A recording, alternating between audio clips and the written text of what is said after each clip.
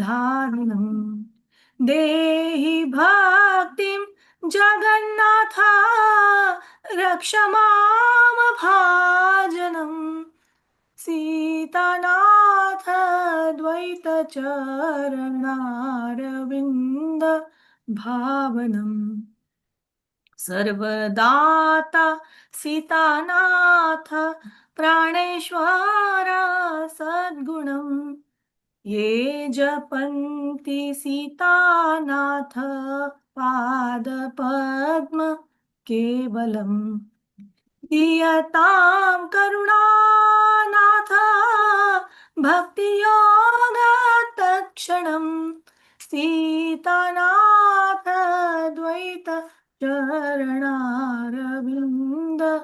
भावनम् श्री चैतन्य जयाद्वैत नित्यानन्द करुणामयम् एकंग त्रिधामूर्ति कैशोरादि सदावरम् जीवत्राण भक्ति ज्ञान हुंकारादि गर्जनम् सीतानाथ द्वैत चरणार विंद भावनम् दीनहीन निंदकादि प्रेम भक्ति दायकं सर्वदाता सीतानाथ शांतिपूर नायकम् राग रंग संग दोष कर्मयोग मोक्षणम् सीतानाथ द्वैत चरणारविंद भावनम् सीतानाथ द्वैत चरणारविंद भावनम् सीतानाथ द्वैत चरणारविंद भावनम् Roaring like a lion and thundering like a monsoon cloud, he prays day and night, O Krishna, O Lord of Radhika.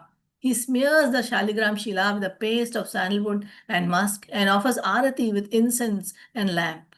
I meditate upon the lotus feet of Sri Advaita Acharya, the Lord of Sita Devi.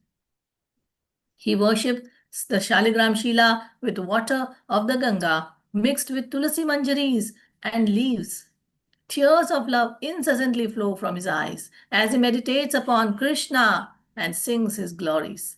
He prays to the Supreme Lord, who is an ocean of mercy, to descend to this world. I meditate upon the lotus feet of Sri Advaita Acharya, the Lord of Sita Devi. Again and again, he loudly sings the name of Krishna, praying to him, O my Lord, deliverer of the universe, please manifest your exceedingly merciful two-armed form in my vision. Please award me the proper vision. I meditate upon the lotus feet of Sri Advaita Acharya, the Lord of Sita Devi. Due to the prayers of Sri Advaita Acharya, Sri Chaitanya appeared in the house of Jagannath Mishra in the womb of Mother Shachi. In order to enjoy the association of Sri Advaita, Sri Chaitanya sang the holy name of the Lord congregationally and danced with the devotees. I meditate upon the lotus feet of Sri Advaita Acharya, the Lord of Sita Devi. The lotus feet of Sri Advaita are the goal of my knowledge and the object of my meditation. I always keep the dust of his lotus feet on my head. O my Lord, please bestow devotional service upon this unworthy soul and protect him. I meditate upon the lotus feet of Sri Advaita Acharya, the Lord of Sita Devi. Sri Advaita, the Lord of Sita Devi, is the bestower of all benedictions and perfections, and he is the Lord of my life. That most merciful Lord immediately bestows bhakti upon those who meditate exclusive upon his lotus feet.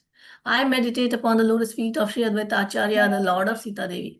All glories to Sri Advaita Acharya, along with Sri Chaitanya and the most merciful Nityananda Prabhu. They are all one, but in three different forms, depicting the different phases of life, like adolescence, etc. Sri Advaita roars and thunders in order to deliver the living entities by giving them transcendental knowledge and pure devotional service.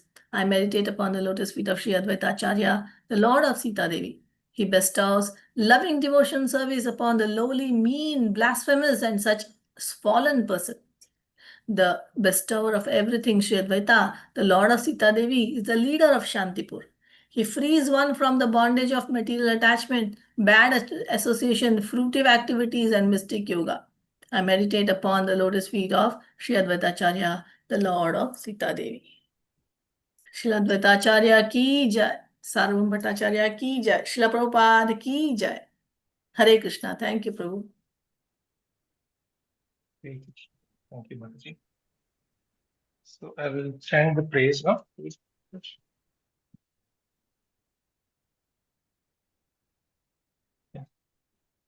Okay. I will start with the Srimad Bhagavatam praise. Namo Vishnupadaya Krishna Krishna. Hare Krishna, am I audible? Very well. Mataji, can you hear me? Prabhuji? Yes, Prabhu. Yes, Prabhu. Now Can hear better, you. Yes, Prabhu. Prabhuji, we Previously can it hear was you. breaking. Thank you, thank you. Previously it was breaking, but now it is good, Prabhu. Yeah. Okay. सर्वशास्त्राभिपीयूष सर्ववैदिक सत्फल सर्वसिद्धांत रत्नादय सर्व लोकैद्रक्पद सर्वभागवत प्राण श्रीमद्भागवत प्रभु कविध्वांसोदित्य आदित्य श्रीकृष्ण परिवर्तते. O Srimad Bhagavatam, O nectar chant from the ocean of all Vedic scriptures, O most prominent transcendental truth of all the Vedas, O you who are enriched with the jewels of all spiritual philosophical conclusions, O you who grant spiritual wisdom to the people, to all the people of the world, O life breath of the Vaishnava devotees, O Lord, you are the sun which is rising to dispel the darkness of the Kali Yuga. You are actually Lord Krishna who has returned among us. Paramananda Pathaya Prema Varshaksharaye Te Sarvada Sarvasivaya Shri Krishnaya Namostute Namastume. O Srimad Bhagavatam, I offer respectful obeisances unto you. By reading you one attains transcendental bliss. For your syllables rain pure love of God upon the reader. You are always to be served by everyone, for you are an incarnation of Lord Krishna. Mad Eka Bandhu, Mad Sanghi, Mad Guru, Mad Mahadana, Mad Nishtaka, Mad Bhagya, Mad Ananda, Namaste. O Srimad Bhagavatam, O my only friend, O my companion, O my teacher, Swan, O my great wealth, O my deliverer, O my good fortune, O my bliss, I offer respectful obeisances unto you. Asadu sadhu sadai, ati nikpochatakara, ana munchakadachimha, prema hatakantayospura. O Srimad Bhagavatam, O giver of saintliness to the unsaintly, O uplifter of the very fallen, please do not ever leave me. Please become manifest upon my heart and my throat, accompanied by pure love of Krishna.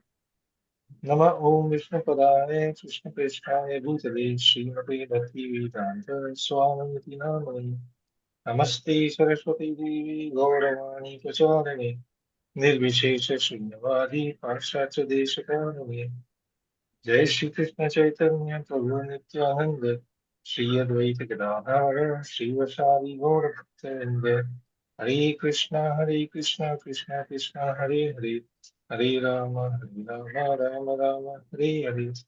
Om Ajnanatimidandasya Jnananjana Chakshurumnitamina Tasmai Shri Gurave Namaha Shri Chaitanya Manopishtam Sthapitam Yena Bhutale Swayam Rupa Kadamayan Dadati Swapadam Hitam Vandeham Shri Guru Shri Tapadakamalam Shri Guru Vaishnava Shri Rupam Sagrajata Sarvana Raghunatam Vitam Tam Sajivam Sadhuitam Savadutam Parijana Sritam Krishna Chaitanya Shri Radha Krishna Pada Sahagana Lalita Shri Vishakam Shri He Krishna Karuna Sindhu Dina Bandhu Jagatpate Gopisha Gopikatanta Radha नमस्ते सप्तकाञ्चन गौराङ्गी राधे वृन्दावनेश्वरी वृषभानुसुते देवी प्रणमामि हरिप्रिये वाञ्छाकल्पतरुभ्यश्च कृपासिन्धुभ्येव च पतितानां पावनेभ्यो वैष्णवेभ्यो नमो नमः ॐ नमो भगवते वासुदेवाय ॐ नमो भगवते वासुदेवाय ॐ नमो भगवते वासुदेवाय नारायणं नमस्कृत्यं नरं चैव नरोत्तमं देवीं सरस्वतीं व्यासां ततो जयमुदीरये नष्टप्रायेषु अभद्रेषु नित्यं भागवतसेवया भगवती उत्तम श्लोके भक्तिर्भवति नैष्ठिकी हरे Krishna Krishna Krishna Hare Hare Hare Ram Ram Ram Hare Hare. With that, welcoming you all to this lesson 146, Canto 11, Chapter 3, Part 2. Before we begin, today Prashant Prabhu will, His Grace Prashant Prabhu will do the recap, and then I will start this section. So, you're okay, Prabhu? Hare Krishna, Prabhuji, Dandavat Pranam. Hare Krishna. I don't have any qualification, Prabhu. It is just the instruction of the spiritual masters. Okay. Char Prabhuji, Sarah Prabhuji, just do the recap. I absolutely don't have any qualification. Hare Krishna, Krishna Krishna, Hare Hare. Hare Rama, Rama Rama, Hare Hare. Hare Krishna, I'll try to share my screen, Prabhu.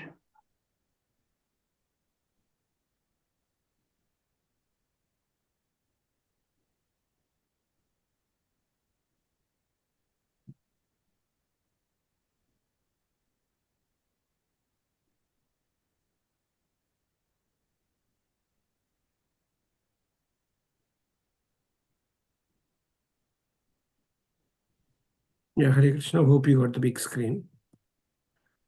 Okay. Last Friday, a couple of 2 days back, like Sanjay Prabhuji has done this particular session. I'll try to do the recap. I'll try to ask some questions. Okay, hope everybody can answer those questions. Instead of doing summarizing everything. Okay, that was the process we were adapting. So the first one is we were trying to pick up like 3 and 4, the nature of activities Maya, and then how can a materialist can transcend the Maya and influence. These are the 2 focus areas we are doing. Let me move to the next slide.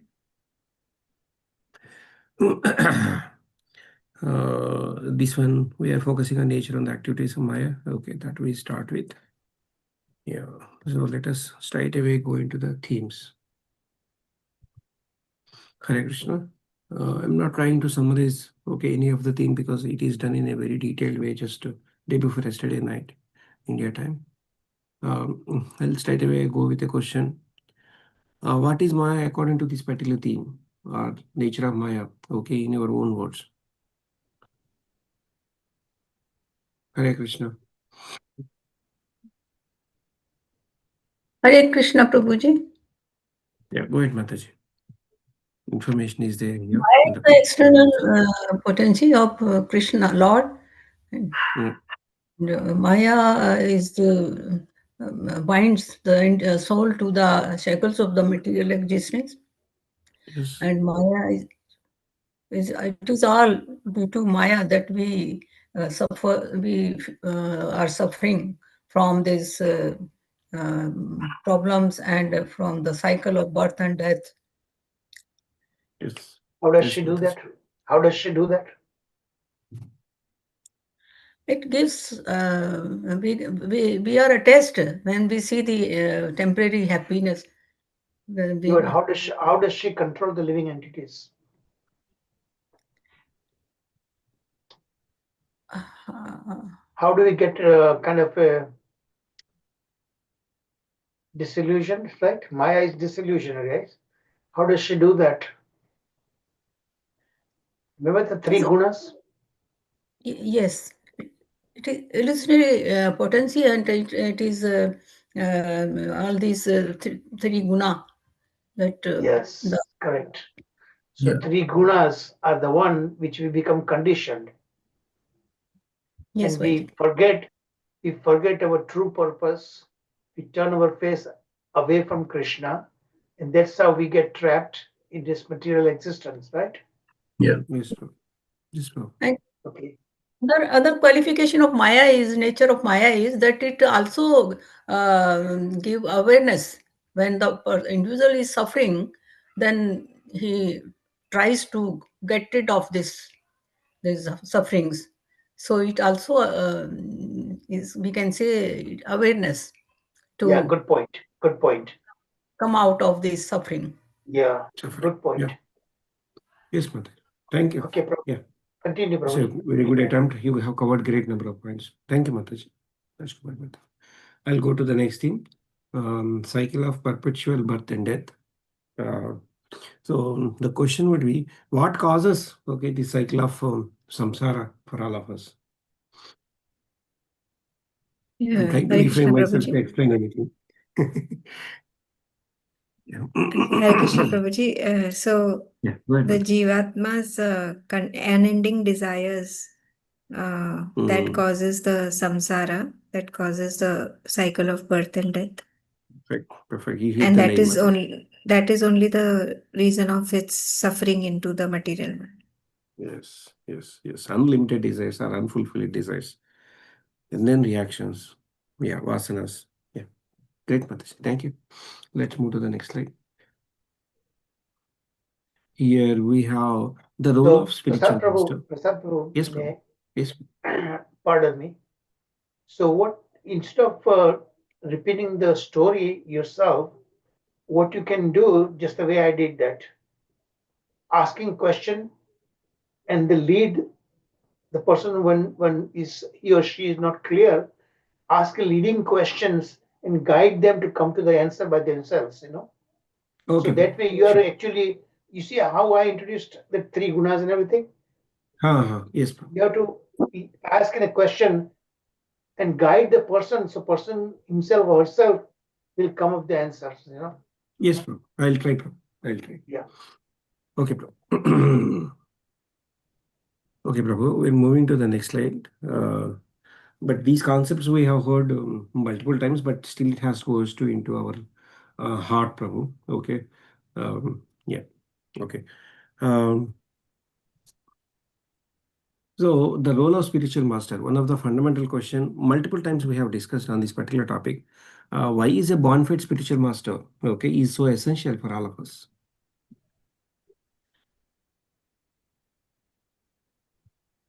Hare Krishna Prabhu. The Okay, go okay, ahead. Mataji, go ahead. Uh, Okay, I'll try this. The knowledge of the Shastras is very profound and very distracting also. So, a bona fide spiritual master is essential to guide in the proper direction. He is only our mentor on the spiritual journey, and without his wisdom, it is not possible to achieve the goal. Hence, a bona fide spiritual master is at most essential to walk this path, which is very, very difficult. Yeah. The knowledge is so vast. That's what you're trying to say. Thank you, Mataji. Mataji. Any may other I add, points? Prabhuji? Go May ahead. I add? Yes, you're audible. Guru, I mean, spiritual master navigates the complexities of spiritual knowledge and practice which the seekers face on this path. Good point. Very good point. Very good point. Because the Shastras are sometimes contradictory, they're context driven, and Guru knows his disciples' very nature because Paramatma sitting in his heart, and Paramatma communicates with him. Yes, Prabhu. Okay, let's move to the next theme, which is a devotional service, that is bhakti. What defines a pure devotional service according to you? Okay, we discussed a good number of points by Sanjay Prabhu.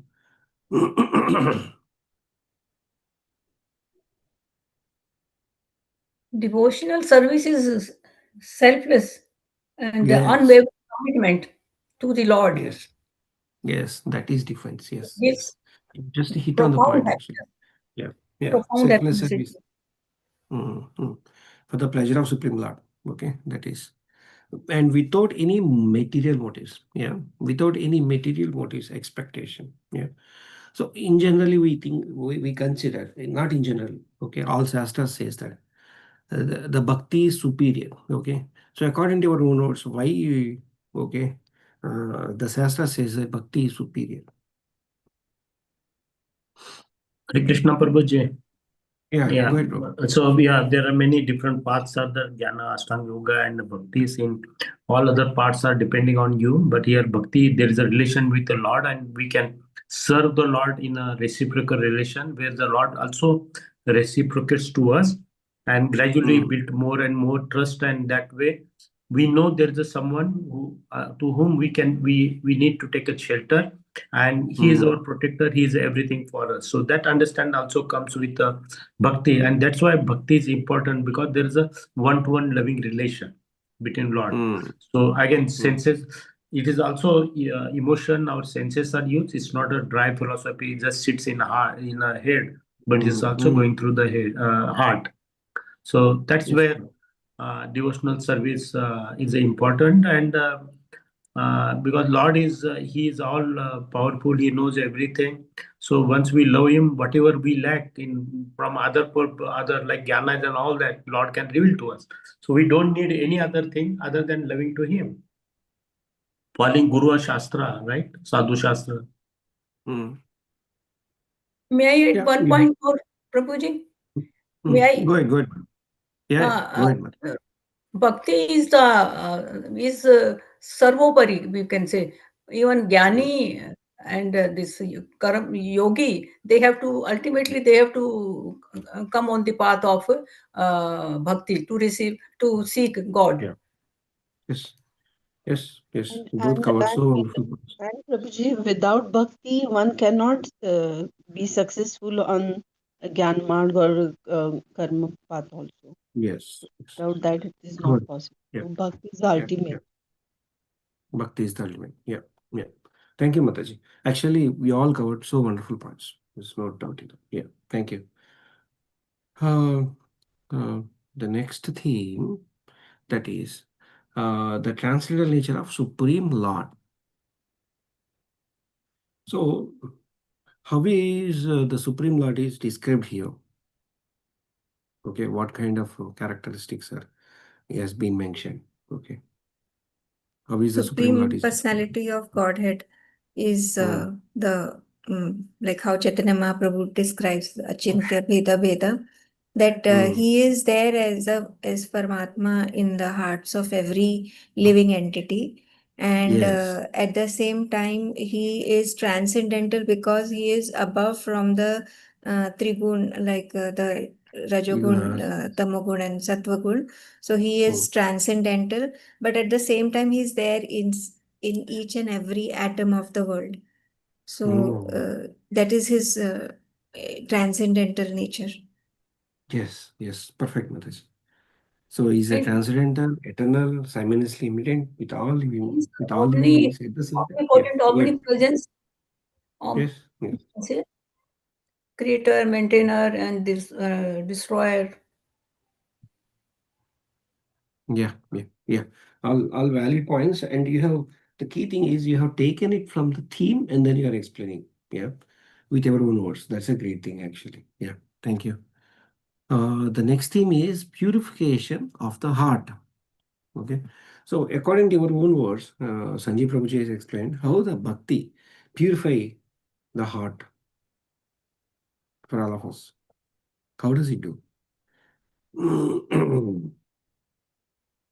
So when Uh, we chant the glories of the Lord, when we are doing chanting and we are listening to his glories, Shravanam, Kirtanam. So these sounds are transcendental sounds. They are not material sounds. So when we come and connect to these transcendental sounds, we get purified. Our karmic burdens reduce, and we are getting purified, and our conditioning is reducing. So hence we become more and more pure, our hearts become pure. So hence bhakti, each and every limb of bhakti is actually purifying us. Perfect. Purifying Yes. of what? Purifying of what? Purifying of what? We are Pur- conditioned, no, Prabhuji purifies us of our sins, our karmic bondage, our attachment to the world, false No, illusion to. I'm looking for specific answer. Purified of what? What are the impurities? Hare Krishna Prabhuji. And It impurity brings due to inner what? transformation. Impurity due to what? And how does Krishna help us that? Kama, Krodha, Lobha, Moha, Mada, Matsya is clear. Yeah, correct. Shed What are the consequences of those 6 enemies of the mind? Consequences of that? Remember those that key verses, the 5 verses. I will keep Yeah. repeating. Yeah, Prabhuji. Radha Virat Prabhuji. Yeah, so I know you are going in that only direction. So when you chant that, we have been first of all binding that has happened because of, but primarily but the tamoguna, rajoguna, also partly satguna. So one is elevated to satguna. Once you are there, satvat sanjay ke jnana. So you get the knowledge about the Lord, who we are, why we are conditioned, what is the way to get out of that. Once we start chanting further, we get a taste for him and get a knowledge from him. So it subsequently we understand who is the Lord and we build a loving relation with him. Once we have come out of this material contamination, dualities, all those things as we are talking about. Wonderful. So it is the gunas, Yes. especially the lower modes of material nature, that's the one which is preventing us. Yes. And those are the impurities. We act haphazardly because of this kama, krodha, lobha, mada, moha, matsara. Our goal gets diverted, right? So Yeah. that's how Krishna help us and his devotees help us. So we need to have association with devotees who lead us to Krishna. So we have to Yes. understand how bhakti actually help us. Yes. Okay. Continue, And, Prabhuji.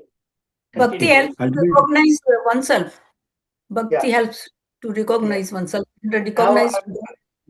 now I'd like to see somebody participating who has not yet answered the question. Yeah. yes. Okay. Let's give others also a chance to participate. Ji, bhai. Yes. Thank Okay. you. Is Going Raksha Mataji to there? the Raksha Mataji is there? No, she is No, not there. Prabhuji, she's Okay, she's alright. not there Okay. today. Okay. So Samantha Yeah. Mataji, you also take a little bit more active part, okay? Yes, Prabhuji. Yeah. Going to the next slide. That is theme 7, Vedic knowledge and duties. So what is the role of the Vedic scriptures play? Okay. According to your own words. They describe about the Lord. I think I can also answer. Although I took Yeah, the go ahead. sessions. Yes. Yeah. So they describe about the glories of the Lord and they give us guidance. So they are like, as we give that analogy, they are like the favorable winds which take us to our journey. Right? Yeah. And yeah, actually, as Prabhuji taught us so many times, that the Vedas or the Shrutis, they actually cannot describe the Lord. How can someone describe the undescribable? But the only way is when he himself reveals himself and he reveals to the devotee through these channels. One of them is scriptures.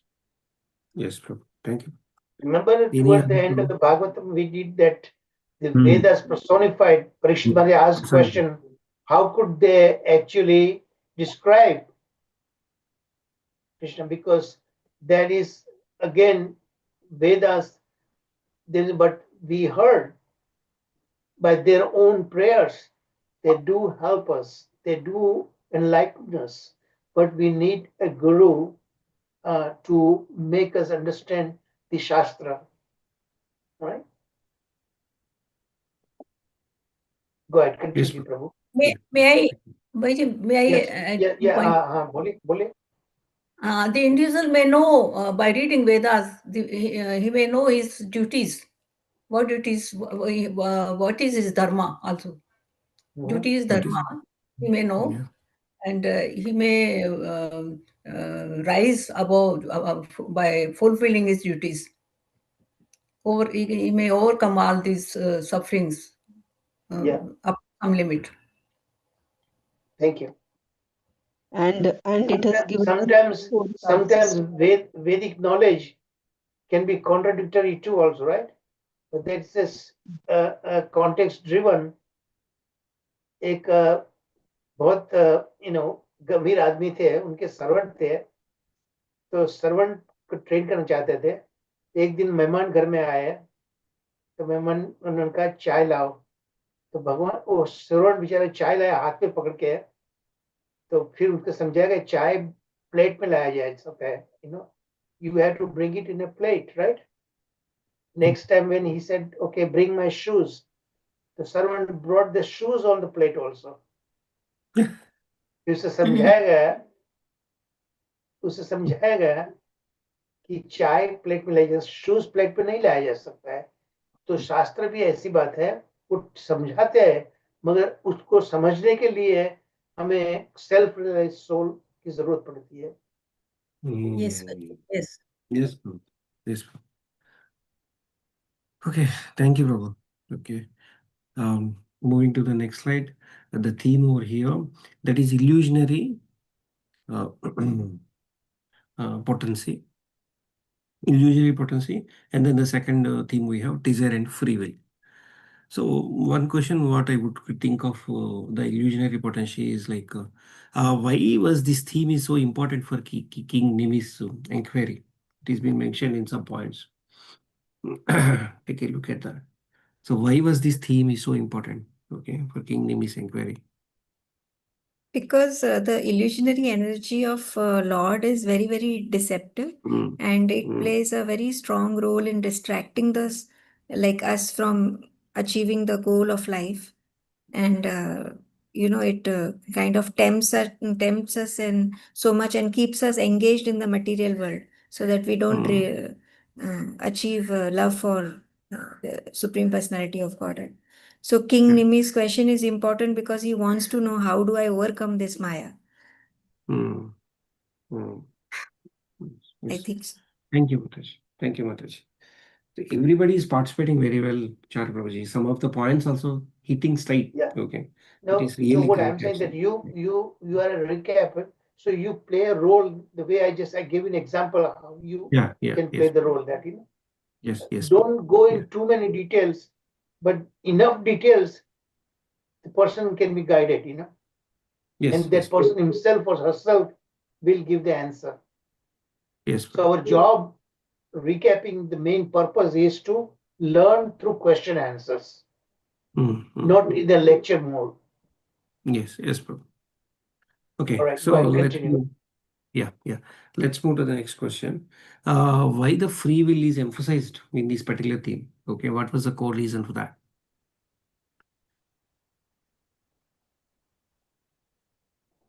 We can utilize the free will in both the ways. On one side, we can use it in a positive way to achieve the goal of life. On the other side, we can get distracted and use it waste our human life.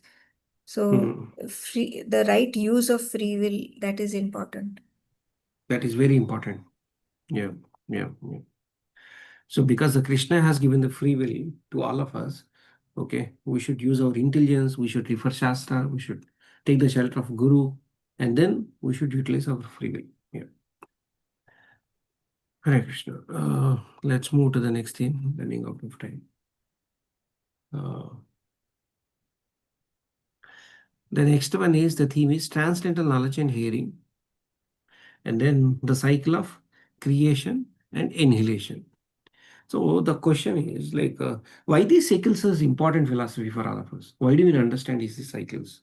Okay, which is Sanjeev Prabhuji explained in so detailedly is mentioned here.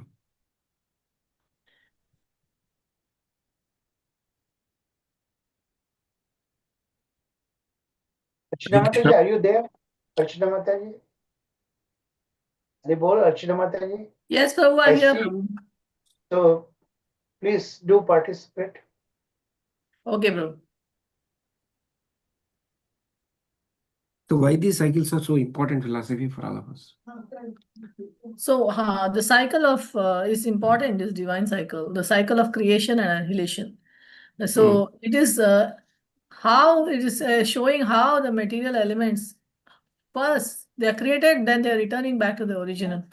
Then they are also shaping the fate of conditions also. Now, when we are in this material world, we should know that we are creating our karma. So when we are creating our karma, there is a that has to have a reaction to it. So all that is stored. When you go even into the Kshirodaksha Vishnu, Karnadaksha Vishnu, we go back to the Karnadaksha when the dissolution happens and the cycle is created. But because the cycle is created, this happens. But when we go, all our karmas are stored, and when we come back, again the same, we carry back the baggage. Yeah. Also, Prabhuji, Mother explained very nicely. Couple of just to add on that one. So when a cycle gives us that everything is Lord. Whatever we see. Also, it's a temporary nature of the material world. Also, we see with that, and that so because nobody wants Satchitanand, everybody wants eternity, right? Nobody wants temporary. Also, one connects with that. So, is there any place where is eternity? Also, the spiritual. So, both the dimensions are shown here in the creation. Yeah, there is a temporary and manifestation. Also, eternal manifestation is existing, right? So, it gives a pathway of understanding. Both way it illuminates us, right? Understanding in that. Yes, Prabhu. So we know that this is all temporary. Okay, this Yes. is inhibition, exhalation, inhalation is all happening eternally. So we know that like this becomes so temporary. So we will not attach to this material. Yes. Okay, that way it helps this philosophy. Yeah. Let's move to the next theme. Next theme is devotional service. Okay, and then what we have seen is the role of super soul, the role of super soul. So yeah, in fact, today also Charu Prabhuji has explained. I drafted one question: how does super soul influences our choices? How does it do? He acts as a Anumanta Drashta. He is the witness, sanctioner. He does not actually influence our choices. He tries to guide us. So This is the positively, point. he guides us He positively. guides us. Yeah. But then if we still don't hear, then okay, based on our desire, our past karma and all, then he would sanction what is like Yes, what Prabhu. we deserve. Yes. So I'm trying to say, like he will not override our free will, but he will guide us. Yeah, that is a key point actually over here. Yeah. So we're moving to the next slide. Slide 11. That is illusionary potency, Maya, and desiring and suffering. We have discussed multiple times on Maya, but I'll ask one question. So, how Maya is defined by Vishwanath Chakravarti Thakura, okay, in his commentary, or draft, which is drafted from here.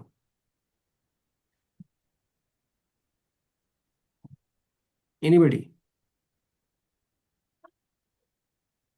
Yeah, Hare Krishna Prabhuji. So Maya is we are talking about a lot about it. It's the illusion of the Lord, and it ensnares. That means it prevents us from from most. Also, it impacts most what you call elevated souls also. Okay, so it impacts to everyone, Maya. We are in the cycle of Maya, right from the starting our devotional service till at the end. Also, there's nothing called end. We will be always through that. So Maya also keeps us on our toes and also guides us that we are to serve the Lord, but be mindful of the Maya as long as we are still in the material world. So it helps us. It helps us. This is a transient material world. It punishes the way it is required. The Lord has designed for it, and also when one is in devotional path, Maya also withdraws from that. So it does a lot of things. Yes. Maya goals is to take us back to Godhead. Yeah. Okay. In a more purified way. That is the role. It is doing a thankless job actually for all of us. Yeah.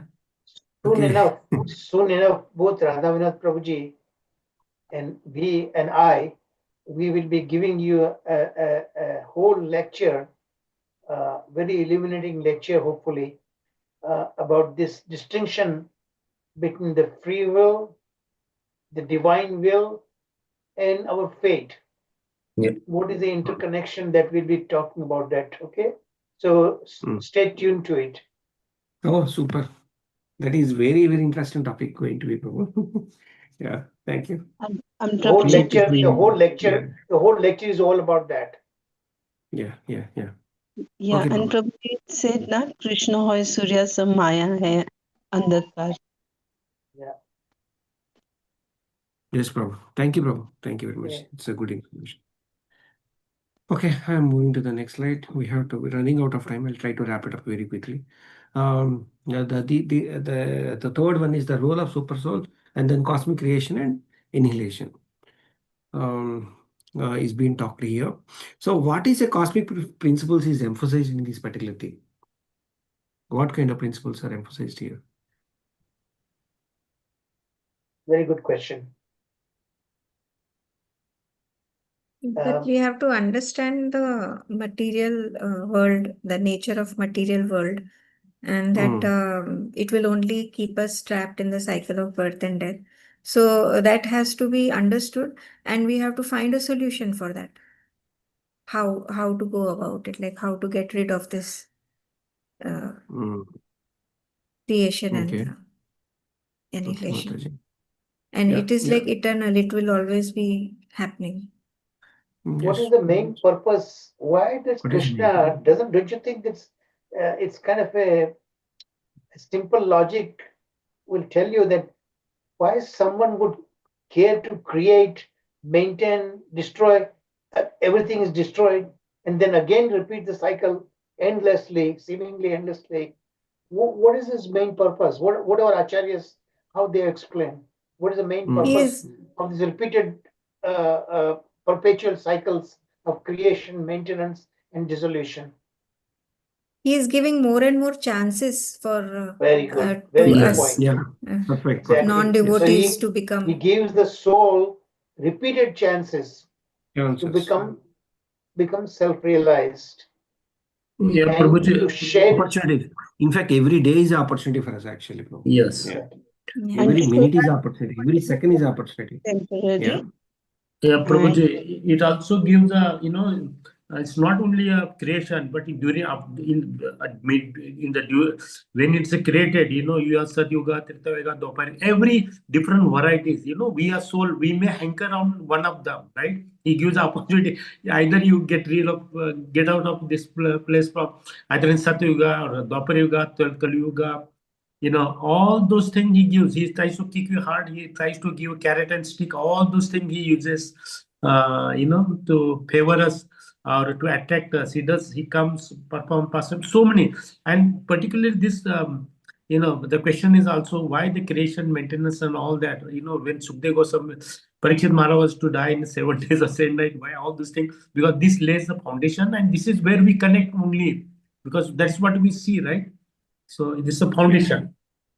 Yes. Very Yes. good. Good Very point. good. Very good. Yeah. Sorry, Thank you. Prasad Prabhuji, we have eaten up your time. But Yeah. idea is not to cover all the questions that you want to ask, but what are the Yes. questions that you get to cover in this tremendously time constraint? You make it quality wise, So Yes. if you have, say, X number of questions, you may not get around. But what is the question you do get around? It should strike its target. Yes. Hare Okay. Krishna Bhai, may I add one point more? I'm not sure whether it is correct.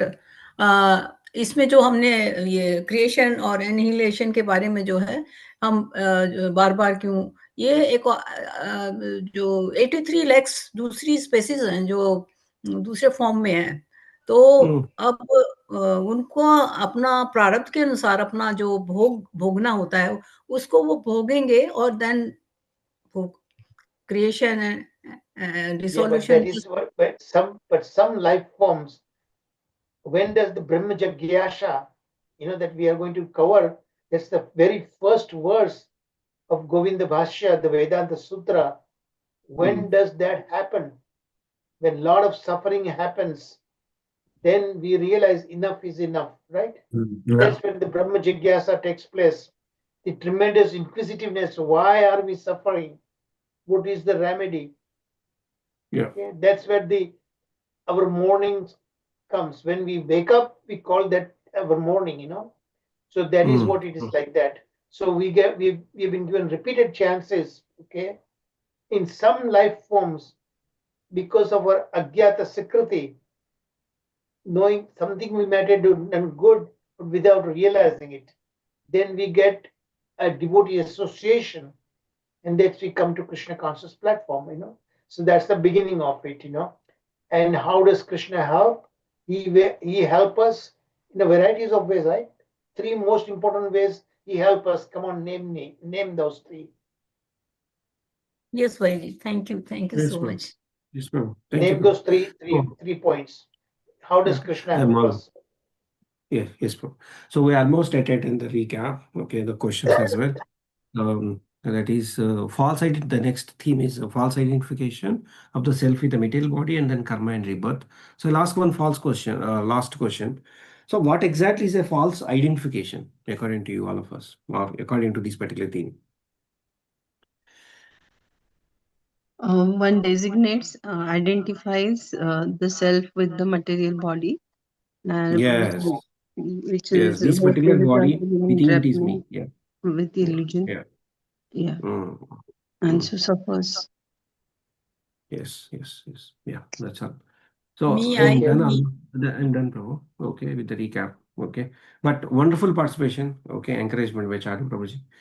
Thank you very much, Prabhu. I understood. Okay, going forward, instead of doing the summary of each theme, we should ask questions, and also within that question, try to encourage everybody to participate. Okay, give some pointers. Okay, Very so good. yeah, Thank you. yeah, yeah. Thank you, Prabhuji. Okay, Okay. this will help further to Thank you, fine Prabhu. tune our recaps, Prabhu. Yeah, thank you very much. Hare Krishna.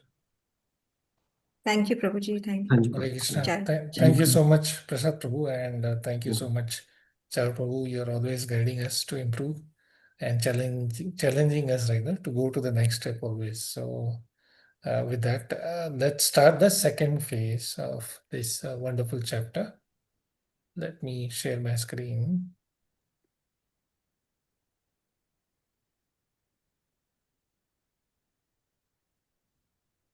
Okay, so now we are in the second phase here, which is the second question by Maharaj Nimi.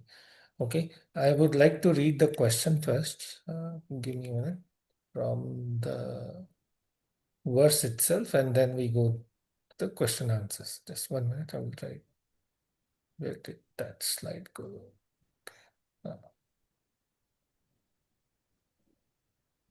Okay, and then we'll go through because the question is very interesting and important to read as it is. That will set the context, while probably. So this is verse 16 from chapter 3. Okay. First Sri Antariksha was answering the previous question. So he ends his narration saying, I have now described Maya, the illusory energy of the Supreme Personality of Godhead.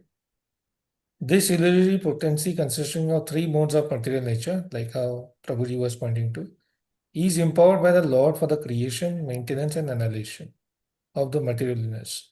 Now, what more would you wish to hear? So, actually, in that previous and also Prasad Prabhuji recap, like the Sri Antriksha, he already explained so much about devotional service, the category of devotees, and all that. So at this point, would anyone have more questions? For a person like me, maybe no. But King Nimi, very, very exalted. And we see he has these so many questions. And like that, the Parikshit Maharaj has so many questions, many times for their own curiosity, but also more for the general populace, right? So for us, just for our benefit, King Nimi is asking, oh great sage, please explain me how even a foolish materialist, so this like I could relate so much, how even a foolish materialist can easily cross over the illusory energy of the Supreme Law, which is always unsurmountable for those who are not self-controlled. So very, very important, pertinent question by Maharaj Nimi here. Now back to my screen share. Let me go to the full screen mode. And yeah, you can. Where did it go? Yes. Yeah. So from here we can now continue the discussion. I hope I am audible. If not, please do ping me so I can change, right? So here, first, as I said, this is a very, very important question. Maharaj Nimi is asking on our behalf. The person responding now is Sri Prabhuda. He is again one of those 9 sages we know, and both the speaker and the responder, they are very, very exalted personalities. Like, as we said, King Nimi is son of Rishabdev, who was incarnation of the Lord. Sri Prabhuda is also Sri Prabhupada is also an exalted sage from a very, and they are all talking about pure Bhagavad Dharma here. So his response is from verse 18 to 32 here, or 18 to 33. And herein he very, very exhaustively described, which we'll go through now. But in a highline, he describes about how the soul or Jivatma, which is us, get entrapped into this material world, which Prabhuji mentioned, is controlling us through these 3 modes of material nature. We also went to the creative cycle earlier, how the creation take place from the pradhana to Mahatattva, and then how the Lord injects. The key element there is ignorance, okay? The ego, false ego, and then the ignorance that we consider this material body as us, not the spiritual. So we forget our real identity. That's what Sri Prabhupada explained. Then how we get entrapped into this material world, like we think the relatives, the money, the so many material things, we take shelter of that instead of taking shelter of the Lord. So we take shelter of the false thing that creates the whole network. So then when we realize that, or when we at one point, as Prabhu said now, Krishna does this again and again and again, just so that one fine day we realize and say, okay, stop. Enough is enough. Why am I suffering this? How can I get out? So the moment we say this, then Krishna makes arrangement for a spiritual master for us to connect. Then Sri Prabhupada explained, and we'll go through who is spiritual master. We touch that also. What is his role? How to recognize? What should be our relation? What will he do us? What will he tell us? How should we interact? Then also, how can we interact with other devotees, the path for growth, and how will we feel? Like what will be our feeling? How will we validate that this path is correct or not? So, like if I'm going from one place to another, we have this Google map now. We see, okay, we'll go from here to here, then this is what will happen. This turn will come. This will be at a height. This will be difficult. So the whole graphical path Sri Prabhupada has laid for us. Okay, you follow the instruction of spiritual master. He will be in alignment with Guru Sadhu Shastra. And then when you follow this, naturally what will happen? So you have to associate with the devotees. Okay, but what are the kind of devotees? How you should serve them? So that is also explained. And then finally the destination. How will be the destination? So that all is totally packed in these 16 verses, which we'll go through. And Prabhuji has so nicely arranged this theme by theme. So when we go, there is too much information, then we might get lost. So let's go one theme by theme and go deep, absorb that, and take a takeaway that, okay, this is what applies to me, or this is how I can be better at this, right? So the first theme here is transcending Maya through devotion. So in the recap also and the previous session also, we discussed about Maya. Maya is the potency of the Lord, energy of the Lord, and we are also energy of the Lord, right? So what is the difference though? That we are the marginal energy. We have a choice to serve the Lord, but for some reason we did not take that choice, and that's why we are here for the course correction. So Maya is correcting us. Once we are fully set, then we go back to the Lord, right? And serve Him fully. Or where it doesn't matter, as they say, for pure devotee, doesn't matter whether he go back, he stay here.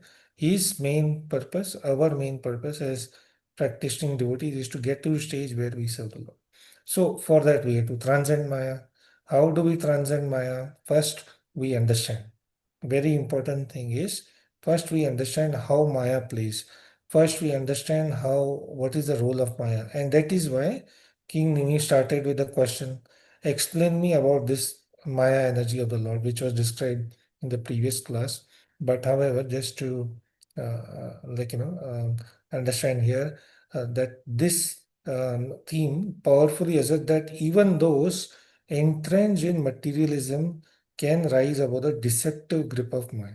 So that is the direct question from Maharaj, straightforward direct question, that how those who are very deep in material, those who are foolish, right, muda, right, is there any hope for them? The word used here is sthula diya, right? That those who are not able to analyze what is material, what is spiritual, what is happening, they may not be even able to realize that we are suffering. They don't know that we are soul. And it is no surprise that we still meet many, many people, maybe 95 or 99%.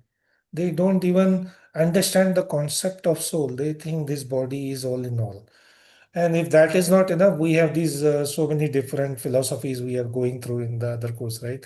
There is so many different philosophies, like we were comparing the two prominent atheistic philosophy. One believes the soul is there, other believes the soul is not there. Even if the soul is there, there is no description, like what for them, right? So there is already so much. We are already in illusion, and on top of that, there is a lot to misguide us. So, what is hope for us, right? Then there is more here to describe our situation. Um, like we are also being referred as mandadhi, that is, the intelligence is crippled because of lack of proper experience or knowledge. That is what King Nimi is using that word in the verse, that mandati, right? So there is lot of darkness here. Is there any hope for us? Is there any hope is the question. But yes, Srila Prabhuda will answer. There is hope, and that's what we'll see. What we have to do? We have to just wholeheartedly surrender to the Lord, and main thing, absorption. We have to immerse ourselves in pure devotional service. How to do that? That will also be explained. We'll come to that. And then here, first, like Prabhuji nicely, and this is the key thematic. Now, what is the rationale of this choice? Because this inquiry is very, very, very important, right? And the answer to this explains us that this the Lord, the Supreme Word, um, when He has created this material world as a jail, it is not that He has forgotten us. Like as I said on Friday, that the judge, he pronounces that okay, the person is guilty, so and so, he is being sent to the jail. The judge does not come; he's sent to the jail. Done. His job is done. But here, Krishna is so kind. He himself comes with us as Paramatma. We just discussed. He guides us. And then the moment we say, okay, we want to, then he personally take charge of that practitioner and cleans the heart. So he sweeps our heart, remove the dirt. For us, it's so difficult. We hire the maids and all. That cleaning work is not considered the great or important work, but the Krishna himself, the Lord himself here is very happy to do that, right? And he wants us to be cleared of all these illusions so we can go back and unite with him. And this he desires for every single soul. So so generous is he, and so loving is he. But we forgot, so we have to make our attempt to remember. So that is the reason for this theme. And what is the main philosophical significance? That it illuminates the unparalleled strength of bhakti. So there is this another direct section, the power of devotional service. That also we will go through that, right? So that is there. Now, why that is so important to understand the unparalleled strength of bhakti? As we saw, there are so many different thing and knowledge. Here, the clear stress on bhakti is given because as we discussed also, bhakti is independent. It does not depend on anything. Bhakti is direct mercy of the Lord, right? Now, suppose if a person is not able to walk a few steps, right, but wants to go from state A to state B, like Maharashtra to Uttar Pradesh and Vrindavan, but if he boards a plane, then he can go 1,000 miles in few hours. So that bhakti is that important plane. We cannot do anything by ourselves, but just plugging ourselves into this mode of bhakti, this supersonic plane or fastest plane of bhakti, by the in following the instruction of the Guru Maharaj, then we can quickly get to the right state. That means we purify ourselves and we can go back and serve the Lord. Again, this Maya, we have to understand, as Krishna also says, it is very, very difficult to cross over. Understand, like our favorite sloka in chapter 7, right? Krishna says that this divine energy of mind consists of three modes, very difficult to overcome. But then he gives a clue also. Those who surrender to me, they can easily cross beyond that. And our Acharya, they give us very graphical example also that normally this samsara is Bhavasagar, a big, huge ocean. So if we want to cross a ocean just by swimming, maybe one or two people have done and set up a world record, but it is not easy. It is almost impossible, right? But when we take this shelter of bhakti, then this whole ocean, the size immediately shrink to a small hole created by the hoof print of a baby calf, which even like a newborn or a toddler just starting to learn to walk can cross over. So that is the power of bhakti. That is why it is very important. Then Brahmaji also says that, right? Very wonderful shloka there. I wish our Raksha Mataji was here, she could have quickly picked up, but the wonderful shloka, Tattenu Anukam Samikshamano, right? What he says that those who follow this, those who patiently, yes, yes, like those who patiently follow your, thank you, Archana Mataji, patiently follow this, your path, then they become what? They become Daya Bhak. They become, what do you call that? Dayabhak. Dayabhak means they are Yes. inherit. They can inherit. They can inherit. Yes, they become eligible, right? It is a rightful claim now to have your loving devotional service. So that is the power of bhakti, and it helps us cross this the Maya. But there is one more important point given in the purport. That is not the full, what do you call, that is not the full result of following the process of bhakti. This is just a side benefit, like, one pay one offer free. The proper result of this bhakti is loving devotional service of the Lord. Liberation, freedom from this material anxiety, material wealth, and all that. These are just the byproduct, right? They all come and serve you if you follow and understand this unparalleled strength. So very wonderful theme here, Prabhu. Thank you. And then finally, Krishna also says like Sarva Dharma Paritrajya Mama Ekam Sharana. So exclusive shelter of me. Then what he says, I will take care of you. Don't worry.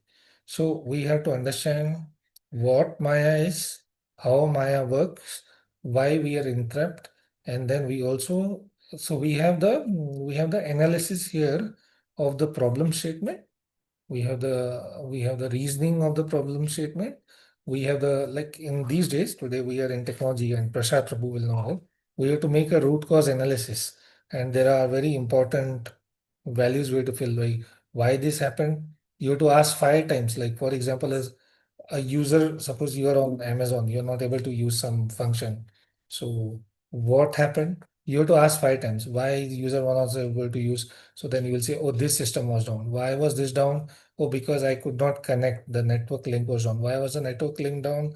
Oh, because that and that router or network device was down. Why it was down? Oh, because that hardware failed. So that is the root cause. So that's a very nice analysis is given. Okay, why Maya? Why we are here? why, and then you realize, oh, this is, and then the after giving the root cause, we also have to give, okay, what is you are doing so that this does not happen again?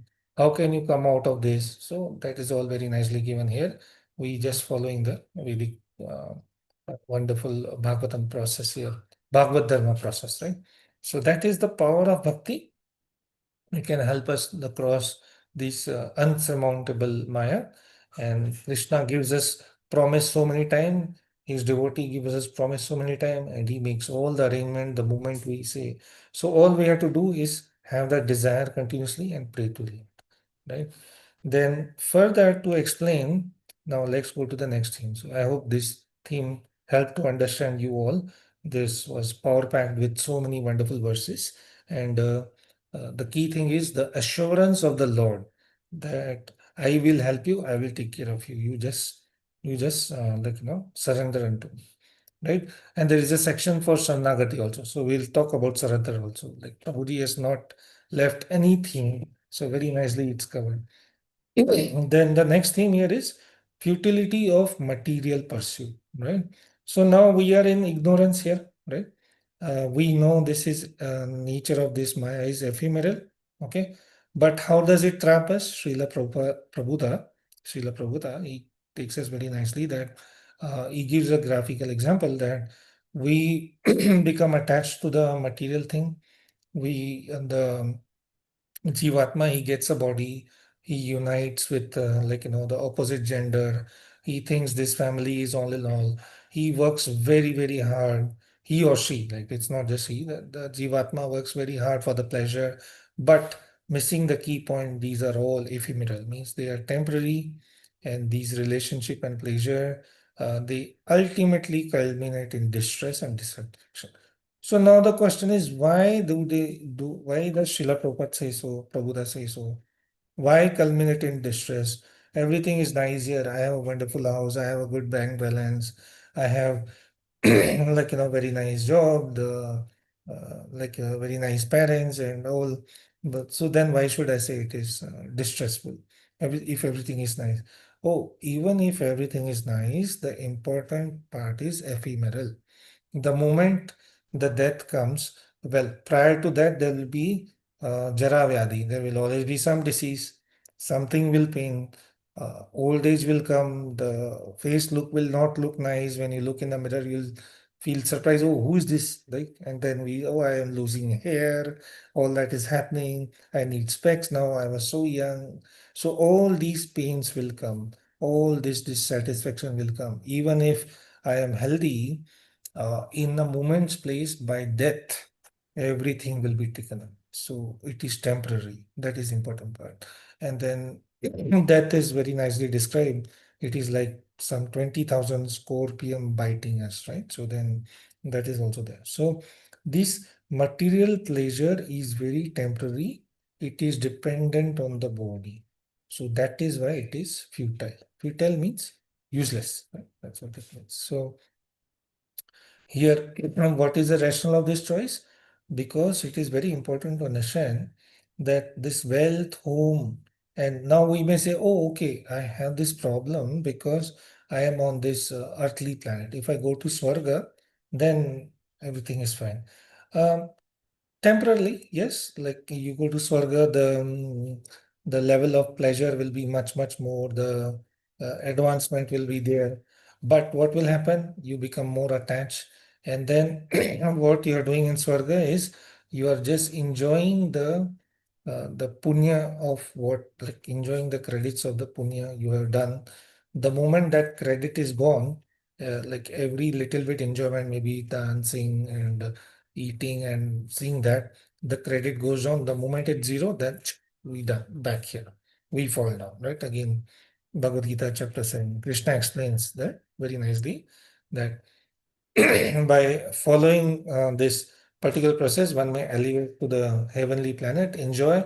But as soon as the credit is gone, Shrine Punya, like Punya Shram, then Vishanti Mrityu. Then you come back. So then that is also temporary. Yes, there, and then, okay, no, not to Indra Lok, let me go to Brahma Lok, right? Satya Lok, oh, good, that is much better. But still, we saw when there is so many different type of dissolution are there. There is a possibility we can come down. If we practice bhakti over there, then maybe we go up the spiritual world. But if we don't get that, if we don't get that taste, then again lead to suffering. So why wait for then going to Brahmaloka, Satyaloka? Let's use all our energy here only in serving the Lord. So that is the rationale. That is why it's very important. Now let's see the philosophical explanation. Means, so this thing then tells us on mentions that we should critically and continually reassess our situation. Like we saw Brahmaji, every morning he wakes up, everything is destroyed, he starts again. Fortunately, that may not be the case for us. Every morning, just imagine you wake up every morning, the whole thing is gone. You have to start again by the evening, you will not even finish.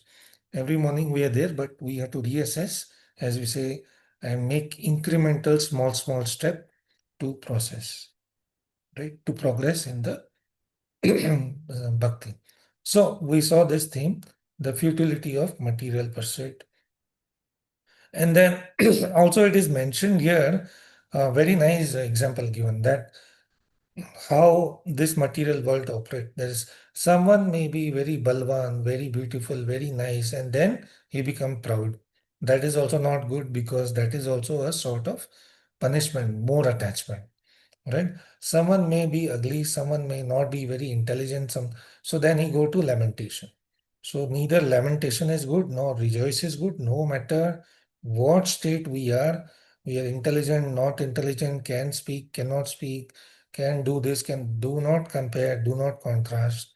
Just sit down and as Prabhupada says, chant Hare Krishna, be happy. Finish. That is all we have to do.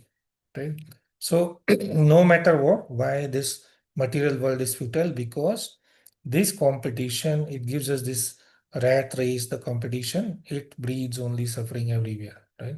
So whether we go to heavenly realm, this or Brahmalok, same. That is why it is futile. Okay. Then in Bhagavad Gita, Krishna says, gives a solution. A person who is not disturbed by this incessant flow of desire, only he can achieve peace. And he has given the paths. So we look into these two important things, how to transcend and the futility also. Now let's go to the next theme. Yeah, this is so important, right? Critical importance of bona fide spiritual master, right? So this we just touch also here. Yeah, a very important role spiritual master plays. The like this text underscore the critical need to seek a qualified guru capable of imparting the essential knowledge and practice of devotional service. So not that we go to the guru and ask spiritual master and ask, oh, I lost my money, or oh, I want a promotion. That's what people do, but that's not right. We go to spiritual master only to gain, like Maharaj Nimi says, I am a foolish person. How can I grow spiritually? How can I overcome this strong illusory energy? I understand my situation. I see that this is a problem. Still, I am not able to overcome. Please guide me what to do. What should I fix? Then, as Prabhuji said, because the spiritual master is the representative of the Lord, then he knows our heart. He is guided by the Lord. The mercy of Lord flows only through the spiritual master or the devotees. Then he will say, okay, you do this, you follow this, and then things will change, right? So, but now let us also understand what is the qualification, or not the qualification, but like actually, Srila Prabhupada also he outlines the qualification of bona fide spiritual master very clearly, like who is the spiritual master, what he does. So he is very well versed in the Shastra. He knows very well, and he not just knows, he has applied it. Maybe uh, there are situations we see, like Bhakti Siddhanta Saraswati Thakur, right? His spiritual master is actually illiterate, but he knows the whole application of the Shastra. He can chant very and deeply. He knows the Lord, and he has the power to give the Lord to us. So we cannot get the Lord by our effort, we will never be able to reach. Only through the mercy of the spiritual master we'll get. Then there is a example given also, just like a child is sleeping, then the mother wakes up the child. So spiritual master does the same job like a parent. We are sleeping in this ignorance. Then he teaches us this process of sadhana bhakti. He gives us this process, so he awakens. Right? That's why we say that wonderful prayer, right? In the Om Ajnana Timirandasya. Like, I am sleeping in this material illusion, only spiritual master wakes up. So that is the role of spiritual master. Very, very important role. And then Krishna says that in Bhagavad Gita chapter 4 also. What does he say? Like, just try to learn the truth by approaching the spiritual master. Again, a good verse there. I don't recollect.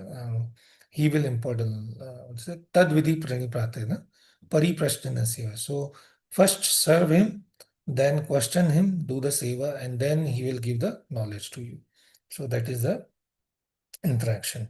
Then Bhagavatam also says that one should know that Krishna says one should know the Acharya as my very self and never disrespect him.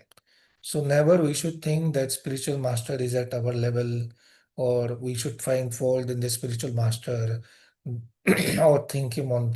We should always treat him as the same level as the God. But spiritual master will never say that I am God, right? So that is very clear to us. So this spiritual master is manifest representative of the Lord, right? So that is the more. So what is the philosophical significance again? It vividly illustrates the significance of tradition and authoritative guidance in spiritual practice. It establishes that authentic spiritual advancement is deeply facilitated through mentorship, association with realized soul. So the Vaishnavas, the sadhus, the guru, they cannot be considered on the same level as us. We should be menially and humbly serving them, and through them we will get this prasad of Bhakti Lata beach. They then activate, they then give the mercy, and we go. In the Bhagavatam, there are so many glaring example like Narada, right? Narad Muni, he served only for 6 months to the Bhakti Vedanta. They gave him the blessing, and then he followed that. In one lifetime, he became the supreme devotee, Narad, who can go anywhere, right? Then comes the role of devotional activity. So now we understand the power of Maya, we understand futility of the material world. Spiritual master here is guide us. So he gives us the instruction, right? Now what is the role of those instructions? Those instructions are following these different angas of bhakti, which are outlined by Jiva Goswami, right? In Bhakti Rasamrita. There are 65 or 66 anga of bhakti, of which 5 are very, very important, which is Shravanam, Kirtanam, like staying in the dham, and all those what we are doing now also part of it. So they are very given in a power pack by Srila Prabhupada. He has given us the program also, the morning program. That we must not miss and do that. Those are very, very important anga of bhakti. So what role do they play in our activities? So one, it is very clear that bhakti is not a passive process. It is a very, very active process that we have to understand, right? And it is full-time career development. As a bhakta, you can have, you can start with the basic, go to the advanced. There is unlimited. And we have this example from Prabhuji, right? You do one course. In the course, there is reference for another course. Then we go there, we do that course. Prabhuji finds, does that. So starting from Bhagavad Gita, Bhagavatam, Chaitanya Charitamrita, and so many different courses. So again, this path of sorry.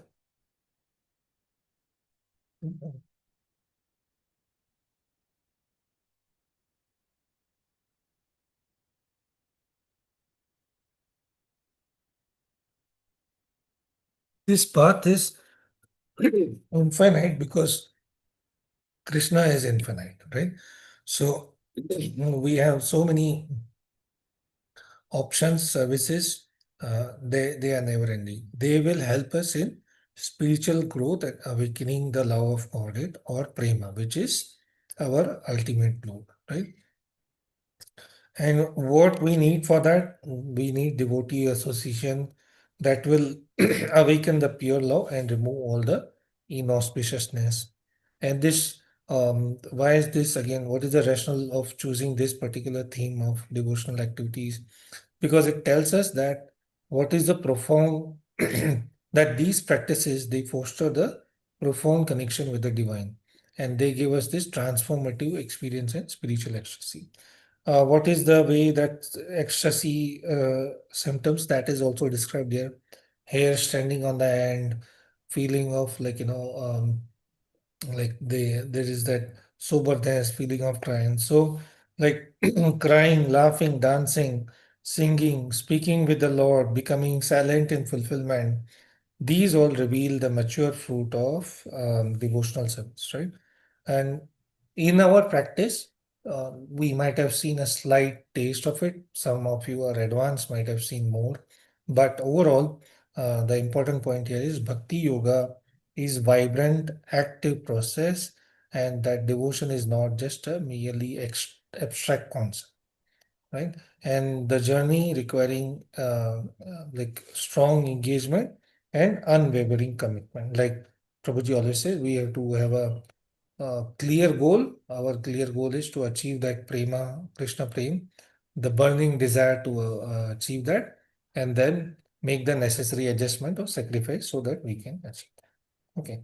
So that is the role of devotional service, importance of bona fide spiritual master and the devotees.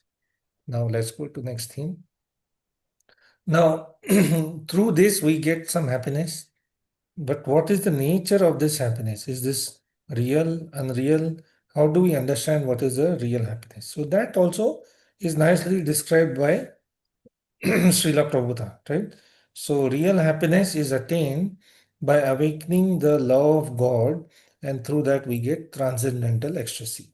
So such a liberated person, he enjoys unlimited happiness within himself.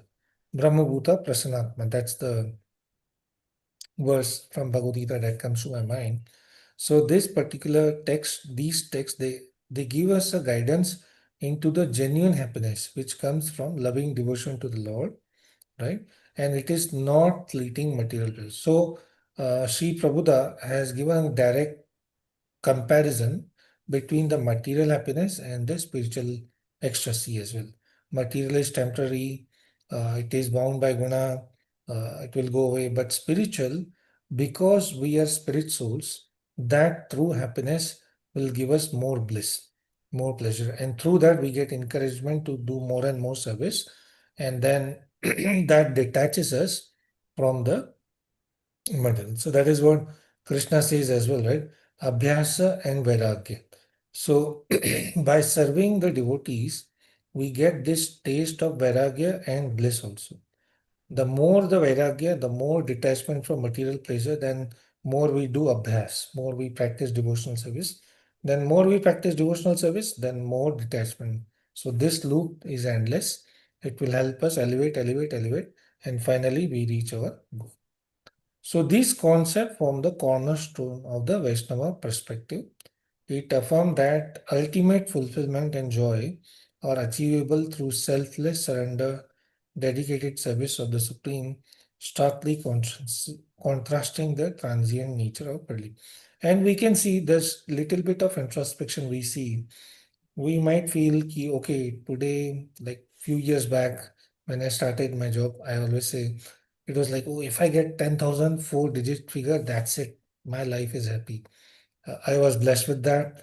Today I have much more, but still you feel, oh, if I get this, then I will be happy. So this is the trap of Maya.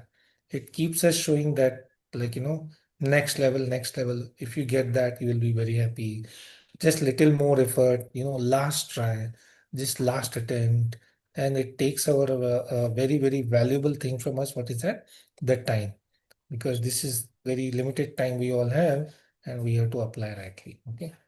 So then that is the nature of real happiness explained, which is the which is the spiritual happiness which we get by serving the Lord, Bhagavad Seva, both the book Bhagavad, the person Bhagavad, and chanting. And then through that, what we get? We get Amrit, right? The nectar. Now there are two type of Amrit here. Again, explain what are this? There is Katha Amrit and there is the real Charna Amrit, right? So Katha Amrit is what this, like we're doing Katha, then Prabhuji give instruction, that is Amrit. Because that nectar gives us the immunity from the poisonous material world, right? And then there is Charna Amrit also, like the going to Mother Ganga, taking that dip, right? Now there is maybe a question, which one is more effective? Both are equally effective, but Katha Amrit is easily available. If I have to get the Channa Amrit, then and we should try to get that. Even if we go to our temple, then they bathe the deities of the Lord and they give the Channa Amrit. Very, very tasty, sweet. It's a nectar, real nectar. Uh, but you have to put some effort. Katha Amrit is readily available. Just go to YouTube, put the right channel, you can hear. So both of them Amrit, we should have both. However, Katha Amrit is easily accessible and instant it acts. But we should get time to Channa also, so that we can taste this nature of real happiness. That will give us the. Then, so we saw this. Now the power of Sankirtan, which is community and association of devotees. This is so much stressed by Chaitanya Mahaprabhu, right? Sankirtan and Sadhu Sangha, right? There is no alternative. This is our only solace here, because we are defined, as they say, we are defined by the association we have. If we don't have right association, then we fall prey to Maya. If we have the right association, then only we can grow. And Srila Prabhupada, he also gives some material example also, right? Sometime that if you want to become a drunkard, then stay in that company. But if you want to become a devotee, then stay in that company. So this is critical role of associating with fellow devotees. That is explained very nicely by Srila Prabhupada in the verses. Associate with the devotees, take their instruction, serve them menially.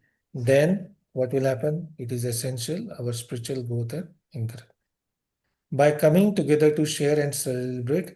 And he also gives, like, what do the devotees do when they come together? They will not discuss, okay, what is the next good programming coding language. They will not discuss the price of gold and silver. They will not discuss, oh, what is the next this. Yeah, they may be worried, but they will just celebrate and discuss glorious deed of Krishna devotee, and they will reinforce each other faith and commitment. So they will only discuss, oh Prabhuji, how do I, Mataji, how do I improve my chanting? Oh Mataji, you are doing this so nicely. Please tell so I can also imbibe. Oh, how can I serve you? How can we read together? Creating an uplifting atmosphere that nurture collective spiritual advancement. Not just me, we all have to grow together, and that's what Prabhuji has put this so wonderful family. We all are helping each other. Each of us have different service, different qualities. Like Samta Mataji, so nicely we saw years back, you were so quiet, but now, like, you changed so much. You so nicely explain and share, so wonderful. And Raksha Mataji, Asna Mataji, very nice to hear from all of you. And Prasad Prabhu, you go deep into that and explain very nicely. And of course, we are blessed by Charu Prabhu and Sharat Prabhu. They are our wonderful guides here, our spiritual gurus, our mentors. So that is very important. This association, this community is very, very important. So this is the essence of bhakti as communal practice. It emphasizes mutual support, collective engagement, and that empower the individual to transcend the isolating tendencies of material existence and deepen there. So this about isolation, like, not that our acharyas like Srila Prabhupada, they are so deep, right? They have analyzed this loneliness also, and they have given a proper term here. I will just read that. They say akritam bi. Sorry, yeah. Akruttam, I cannot read that then, but it indicates apurnatvam. That means the one whose life is empty, right? Every living being has eternal relationship with Supreme Living Krishna. In the six, rasas, there are six relationship we all know. One who has not learned the art of directing love to Krishna is apurna, right? And one whose life is ultimately empty, right? So this whole depression and all, the root cause here is we don't take attempt to connect with the Lord through his devotees. Then we are apurna, then all these problems come. So that's why community association of devotee very important. Okay. Right. Okay. Then, the concept of Sharanagati or surrender, that is explained here. Okay. So we'll take a few minutes and then we can take a short break. This surrender is very important, and the verse that comes to my mind is Krishna says, right? Sarva dharma parityajya mama ekam sharanam vraja. Like, surrender unto me, and then don't worry, I will take care of everything. Now, how does this surrender begin? That also Sri Prabhupada explained very nicely. He becomes by taking shelter of bona fide Guru, right? So, who is the Guru? We talk about it, how he do, what he engage. So, we have to take shelter. Not that we go directly, Krishna, I serve you only. No, Krishna does not accept that. Even when he comes, he also accepts the authority of spiritual master. He serves Sandipana Muni. He gave Guru Dakshina. So, he set the path for us.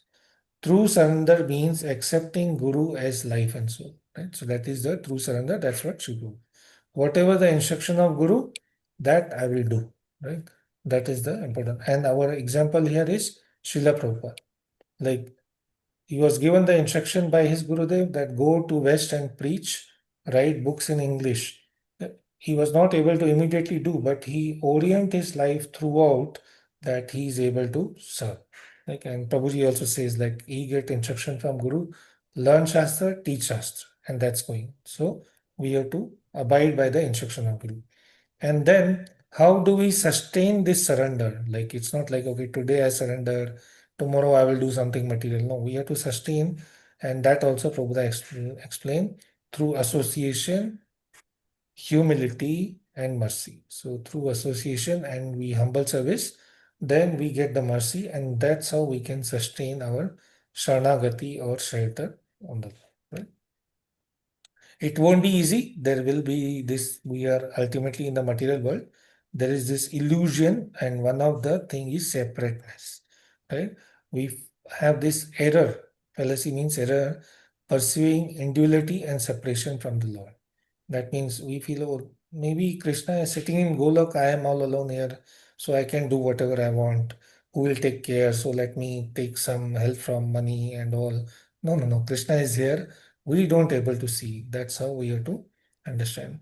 But that does not mean that we look for Sayuja Mukti. No, we only are one with the Lord in terms of his desire. What he desire, we will do. Right? So that is there. So one who sees super soul present everywhere, he is the only person who sees, right? So there is no separation between Krishna and his energy, right? Material happiness is actually a type of punishment. That's what Sri Prabhupada says there. And then Chaitanya Mahaprabhu, he gives us this wonderful philosophy of Achintya Bheda Bheda, right? So that also we should understand. Prabhuji will go deeper into that, right? So overall, from these themes which we read from Bhaktivedanta purports, right, they tell us about the teachings of Bhakti Yoga, the masters, the spiritual mentors and guide we have, the process of bhakti, the nature of reality and illusion, and the ultimate of life is our goal, our sambandha, establishing our sambandha, uh, abhideya prayojan. That is also very clearly explained. Okay, so let's take a short break here and see.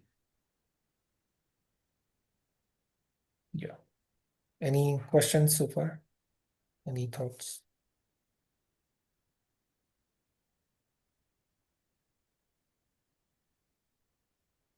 So wonderfully you're presenting, Prabhu. Thank you very much.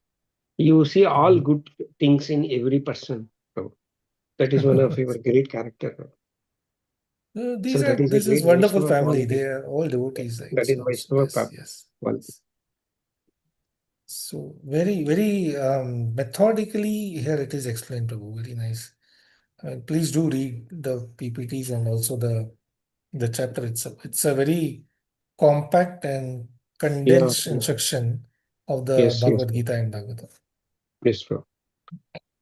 I don't know, like it is Char Prabhuji is drafting. I don't know how it is possible for him to draft in a so compact way. Yeah, such a high philosophy and everything. Yeah, it is just mercy of Krishna, divine couple for him. Yes. Okay. Seems like no question. So with that, actually, we'll just take a few seconds. I will move back to my desk because kids are up now. Second. Oh.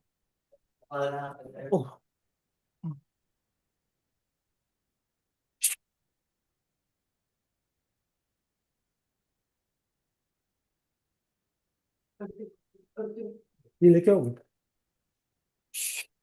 Just 1 minute.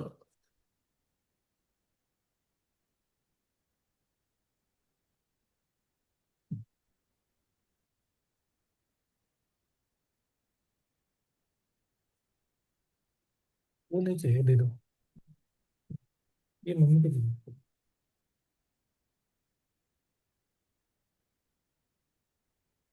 Okay, so let's continue now. We'll share my screen again. I hope I am audible, Prabhus. Yes. Yes, Prabhuji. Thank you. Okay, so what we did so far is we completed most of it. We went through the verses 17 to 33. They were from the Bhakti Vedanta purport. Now, which means our Srila Prabhupada Bhagavatam. Now we will go through Vishwanath Chakravarti Thakur and see for the same themes, what is the additional context we are getting here, right? What other teachings, what is the additional context we are getting? So let's analyze that also, right? So 1 minute. So again, illusory energy, Maya, and how to overcome that. So the same theme, but now what does Srila Vishwanath Chakravarti have? So he also says the same thing, that Maya is a formidable, means very, very strong force. And for those who lack self-discipline, right, it is a very, very formidable force for those who lack self-discipline. And yet, um, uh, uh, he says that even those who are misled by the material desire, they can rise above it through sincere bhakti. So no matter how much shortcoming or problems we have, where we are, if we take the shelter of bhakti process, then we have full hope, full guarantee, and Krishna gives us full assurance that he will take us, right? So it is a powerful, powerful theme, and it resonates with the king's inquiry here. That is the king's inquiry, right? That how can the Mudas like us also, what is hope for us? How do we? So this is how again it underscore or tells us the transformative power of bhakti, the full power of bhakti, and that it can create spiritual. And as I said, I think like it's like a very, very rapid, fast, protected airplane which will transport our consciousness from materiality to spiritual, right? So that is the power of bhakti, and it can help us with overcoming the maya or the illusion we are in. The nature of happiness. So again, Vishwanath Chakravarti Thakur, he says the same thing. He critically analyzed the fleeting happiness derived from material possession, relationship, even up to the celestial pleasure. But all of that gives what? Ultimate dissatisfaction. Because those who go to the higher planets, higher beings, higher levels, they get a lot of happiness, but they are constantly worried. And we can see that in Bhagavatam, like even to the level of the king of demigods, Indra, his position is not secure, right? So many times he has been thrown out, and then okay, Lord Krishna restores that, but there is fleeting. It's like temporary, right? So that is the nature of this material world. Dukhalaya ashashvatam. So it encourages. So from this, what we have to take away? Profound thinking of what true happiness is, and guiding the seekers from transient and so we have to introspect what true happiness is, go and find out what really, like, categorize, analyze that, compare and contrast that, and then take a call and say, yeah, this is what, and then you will reach to the same conclusion what Sri Prabhupada or other sages have given us. Okay. The role of spiritual master, this is the same, that bhakti cannot flourish in solitude. Like if we think I will alone sit down and practice and go, no, you will get digressed very easily, because the power of the material energy of Lord, as we have discussed many times, cannot be undermined. It will take you, the mind is so strong that it will take you in different directions, and you will not even realize how soon you're away from bhakti. So we need mentors, so we need spiritual master who are observing us. We try humbly to surrender and serve them, and then we'll go little astray. Then they will say, okay, you're going off, Prabhu, Mataji, come back, right? So they, and Prabhupada has put this wonderful system of ISKCON, and then we have all these devotees. They keep on, um, like keeping us on track. Then the next theme, sadhana bhakti, which is devotional practice, like the service and devotional practice. So they, Sri Prabhupada, he explains very nicely what is this devotional practice, how to do, how to read Shastra, as I explained, very, very wonderful verses. And they tell us the array of devotional practices. What are the highlight is meditation, selfless service to Guru, nurturing the relationship, and also and this all gives us the essential role in cultivating bhakti. So this critical theme provides practical pathway for disciples to engage in avoiding abstract philosophy. So it's not like, oh, yeah, there is Lord, he's do this, he's there. So that's very abstract. Here there is a very, very airtight, clear, crystal clear program for us. Wake up in the morning, attend Mangal Aarti if you can, or at least do Aarti or some, do your chanting, do the reading, and then that's a program, and follow this. This is do's, this is don't. Very clear, nothing. So as Srila Prabhupada always said, what is the difficulty? So but our difficulty is the mind. It takes us away all the time. But we have to try to come back and align. So this particular sessions every week are realignment. Monday to Friday we get distracted. Then Friday, Saturday, Sunday we again realign, recalibrate, rethink, and come back. Okay. So spiritual progress demand active participation and dedication. That's what you all are doing in the sessions and all through your contribution, right? And then outside also take an active uh, approach, as Prabhu says, read through and have questions which we can then ask over here. Okay. Can't see Community. Yes, presentation. Prabhu. Yes, Mataji. Can't see presentation. Oh, you can't. Okay. The Sorry. slide is not seen. Oh my God. Oh, sorry. I thought I shared. So I will do it. Okay. After break it is. Okay. Okay. Sorry, Mataji. Yeah. Is it visible now? Yes. Okay. Yes, Prabhuji. Okay. Okay. I covered this. These are Vishwanath Chakravarti Thakur purports. Yeah, we covered the Maya. Like even those who lack self-discipline, here he's saying, but if they take the process of bhakti, Vishwanath Chakravarti Thakur says that Krishna will guide them, right? He will take care. The nature of true happiness, um, uh, there is a comparison given between the spiritual and material happiness, and we should rethink and align ourselves. That is what we discussed. Role of spiritual master. Okay, again, we went in deep, but the key thing, as we said, bhakti cannot flourish in solitude or alone. It is important we take shelter and stay in community. And then about sadhana bhakti, which is what we practice. spiritual progress demands active participation and dedication. So that's what we covered so far. Going to next, community and association with devotees. So we should be surrounding oneself with the like-minded. We should be surrounding ourselves with the like-minded devotees. They give us that mutual support and encouragement. So, and that will then flourish within the community. That will expand. Prabhupada has already given us this whole family, this huge house called ISKCON. We must do our best to expand, but if not, at least be a part of it. Right? Then our goal, transcendental love or prem. So the ultimate goal of devotional service we have to understand is to attain that prema or sambandha gyan. We have to activate or restore that. That is the goal we have to, and then we follow the practices that is given.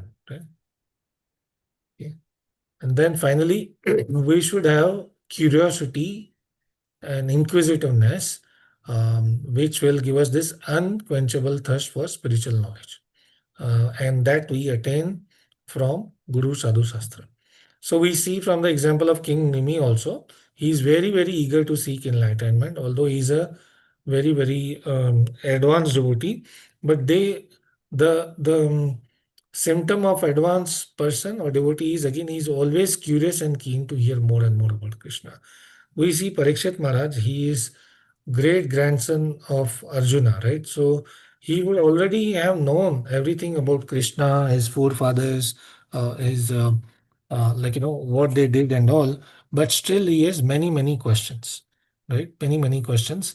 He is curious for himself. He wants to go deeper into their pastime, but he also want to leave that as a good thing for the other. So we should have that curious desire, right?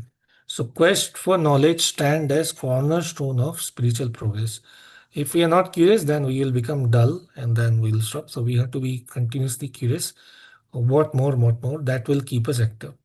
Affirming that true understanding arises from enlightened dialogue and heartfelt devotion. So both are important.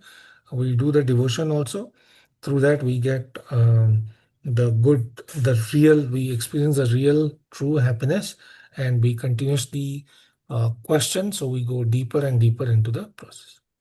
So conclusion here is these thematic elements, they trigger the quest for revelation of both material and spiritual dimension. Oh, that is also important. Not just we want to know only the spiritual, but we want to know about the material Maya also. Because when we know, then we know the cure. And that is also aligned to Krishna. Aligning seamlessly with the philosophical teachings of Bhakti and nature of Supreme Personality of Godhead. And the ultimate manifestation of divine. Okay. Finally, detachment and renunciation. Detachment is Vairagya, renunciation is Tyaga. So in chapter 18 of Bhagavad Gita, Krishna says that both are one and the same, right? Like Tyag, Vairag, they are all the same. The key thing here is we have to give away those. We just follow the four regulative principle. That is the detachment and renunciation package.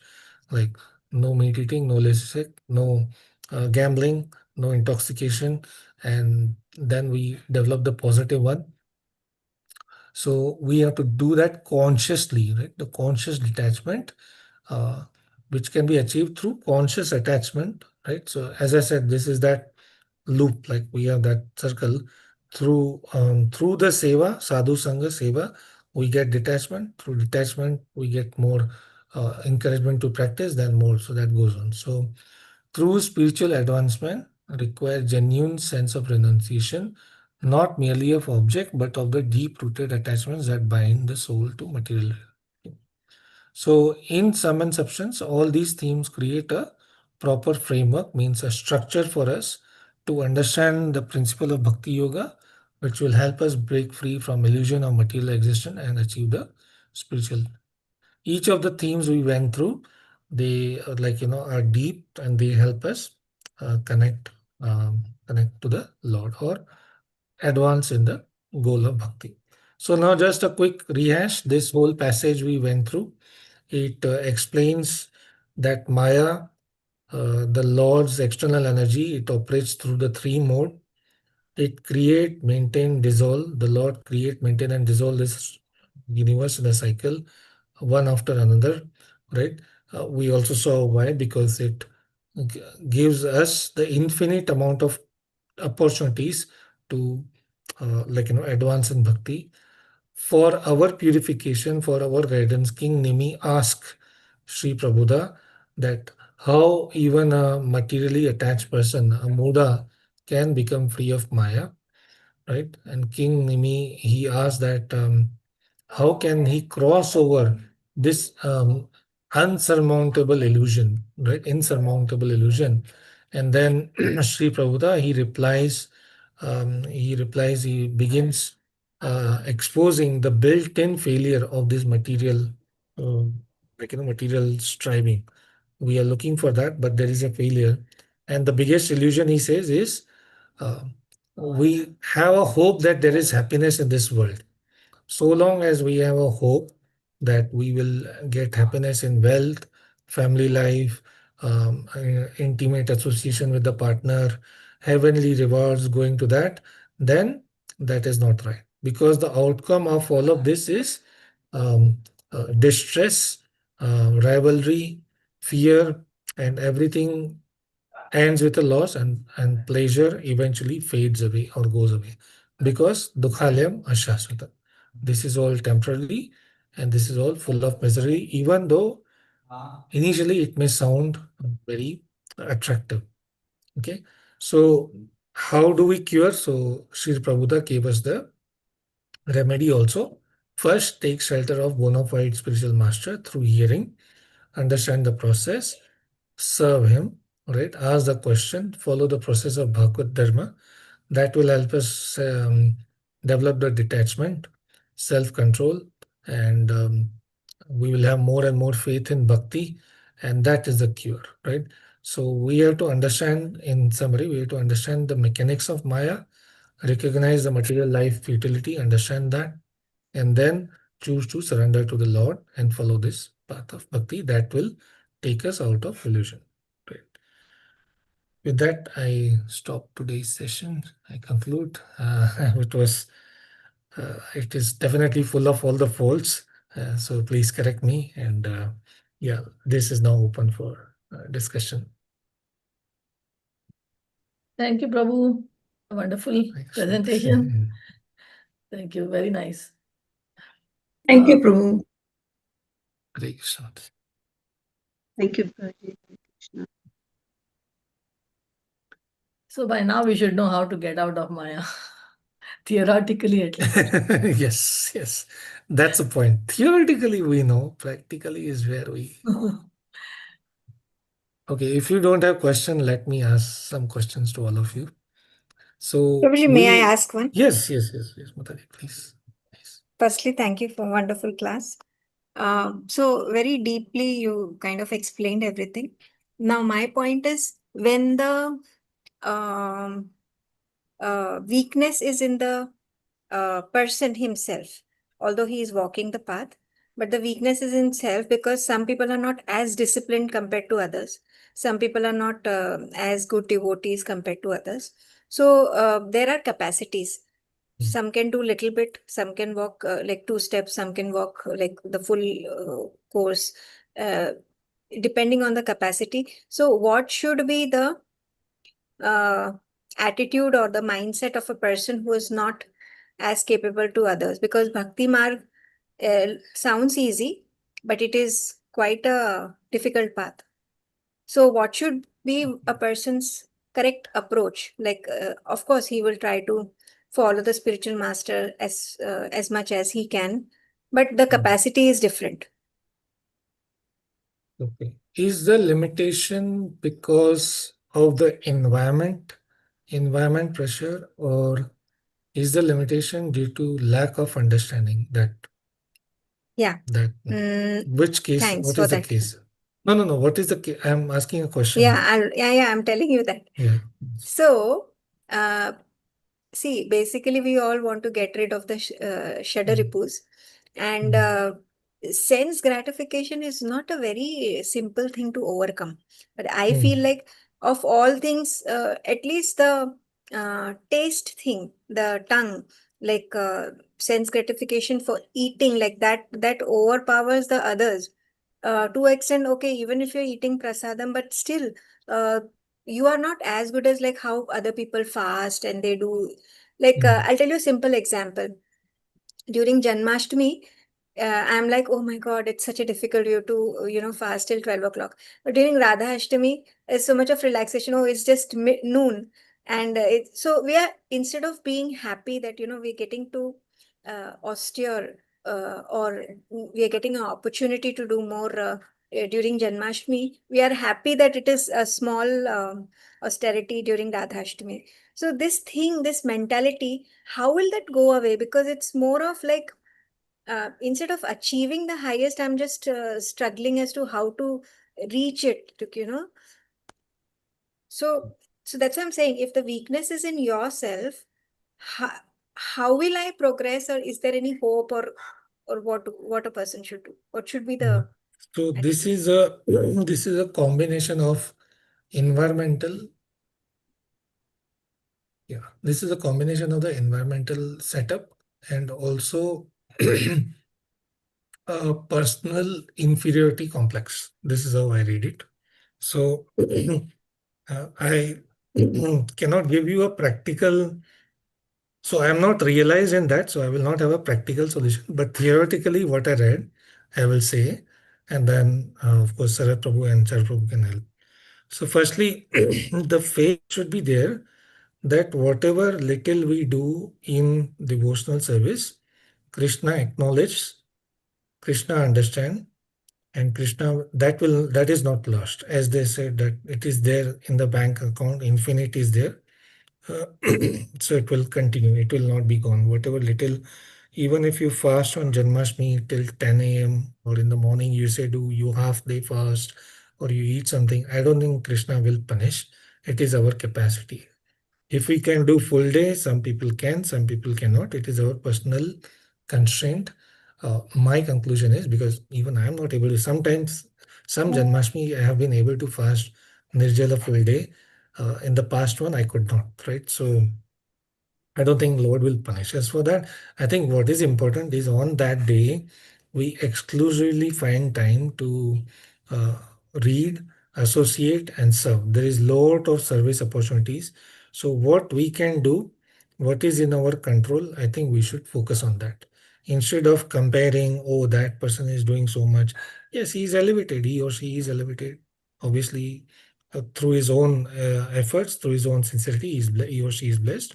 So we should not be jealous. That is very, very clearly mentioned here. Even in material and in spiritual, we should not be jealous. We appreciate that as the energy and empowerment of Lord, of course, based on that person's own. So, one, we should have full hope that no matter what little or more I do, Krishna will protect me. Krishna avashya raksha mam.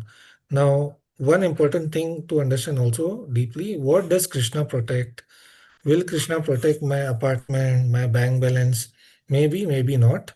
But one sure thing he will protect is our consciousness. So our consciousness, our bhakti, he protects at all cost in any possible way he feel appropriate. So then that is my thought. One is do not unnecessarily go into that guilt trip because of comparison with others. Everyone is unique. Everyone has a unique relation. Secondly, uh, incremental incremental growth helps, and then thirdly, there are a lot of these fasting and constraints which are good to do. We should not say oh no, but we recognize our limitation and then we surrender to Krishna that this is my limitation. I cannot avoid so and so. My mind continuously think of that, and I'm not able to fast, and we acknowledge that. I'm sure the Lord will bless. This is my thought process, but this may be very So we incorrect need or more and immature. more abhyas, practice more and more abhyas. Yes. It will this will increase Mm. our Yes, strength, ma'am. Yeah, absolutely. bhakti, Mm. But I and think positivity is very, very helpful. Don't go into the negativity or the guilt trip. Um, to some extent, recognizing our limitation is good. Otherwise, we'll become very proud and blind, but don't take to the other extreme that, oh, I am not able. So, but I think Bhakti Vinod Thakur says that if any of the negative situation takes us so low that we don't even practice the current, then that is not good. Rather stay in a moderate level so we can continue the practice. But Sarat Prabhu, Char Prabhu kindly guide us here. I have the same question. Like, You go ahead. like we are trying to find out what are our limitations. It may be our health, age, disease, like these things. The other things are not limitations. What is most important is we should try to serve the Lord very, very sincerely.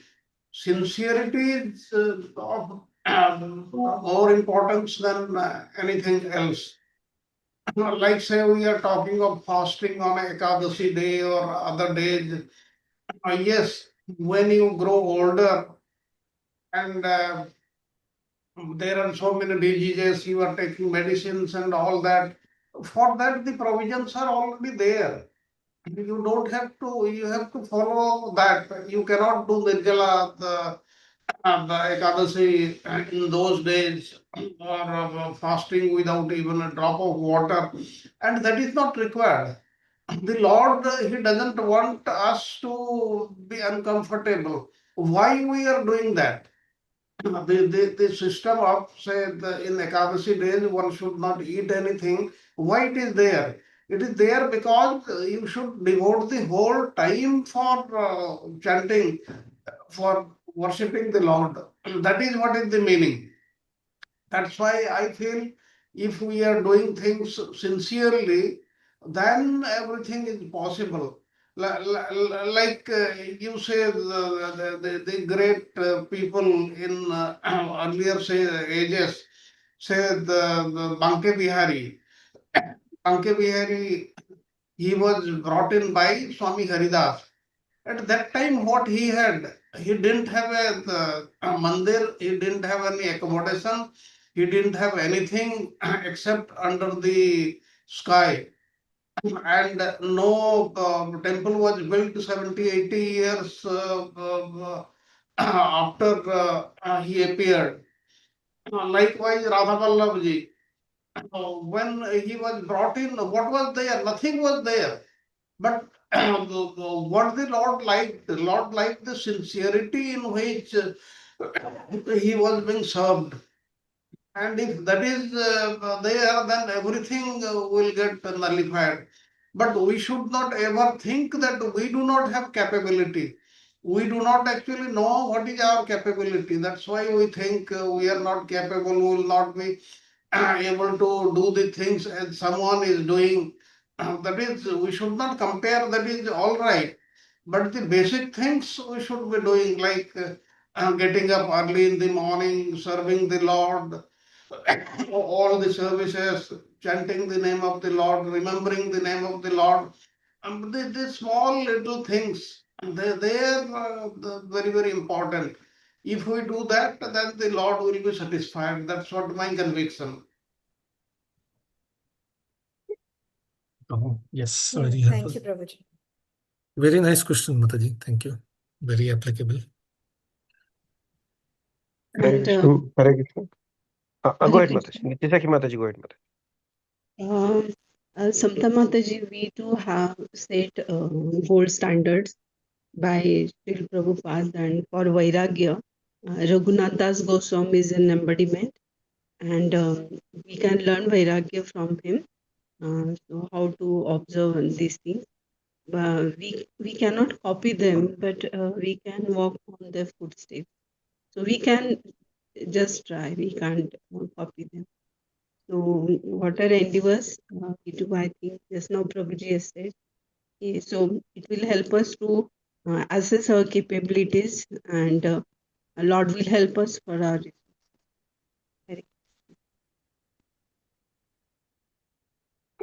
Thank you, Mataji.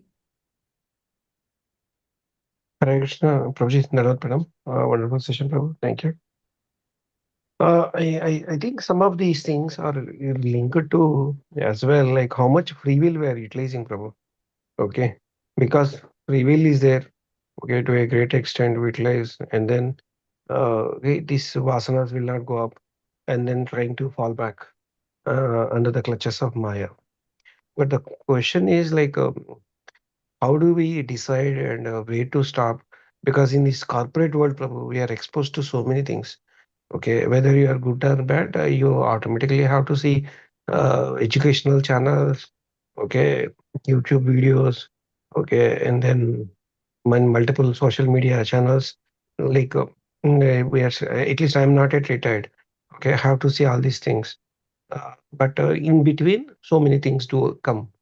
Um, so I'm not sure, Prabhu. Okay, how do we decide this particular free will?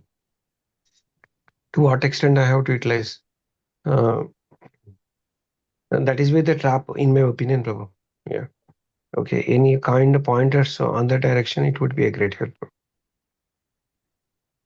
So your question is, or your thought here is that we have material responsibilities as part of. Material responsibilities will be there, Yeah, Prabhu. yeah, Okay. But under the trap of that material responsibilities and being utilized to free will and not able to come out of this particular Maya, Prabhu. Yeah. yeah, And because of the as taste is not part there of on okay, God's name. Yeah. as Yeah. part of fulfilling that, our Uh, energy get digressed or diverged into that other is things, correct, and Prabhu. Correct, Prabhu. sometimes it's like, okay, we think that we're going to YouTube and learning, but Uh, it may be because of a competitive environment, jealousy, fear, yeah. Yeah. worry, All those things and come back, Prabhu. All those things come back, Prabhu, again. Yeah. So it is like a never ending story kind of thing. yeah. Okay, especially because of the free will, in my opinion, Prabhu. But how do you control where to stop this free will is my question, Prabhu. Is that clear, Prabhu? Yes, yes, yes. The only thing is, all you say, I see those problems in myself. So it is not apt for me to answer, but I'll give you a theoretical answer again, what I did to, like, what that previous question, based on what we have heard, right? So, for example, and Prabhuji, you are very, very elevated. I know you know the answer, but you are giving me opportunity to introspect and purify myself. So, Struggling. if we see on the battlefield, if we begin from Bhagavad Gita, Krishna is not telling Arjuna, you renounce your duties of a warrior, right, and do a full-time, what do you call it, full-time brahmachari devotee in ISKCON. No, he says you're a warrior, your mode will dictate and you will have to fight. So indirectly he telling to us also, right? We have certain like material job and all duties to fulfill. If we prematurely and unnecessarily give up, then it is more trouble than any help, right?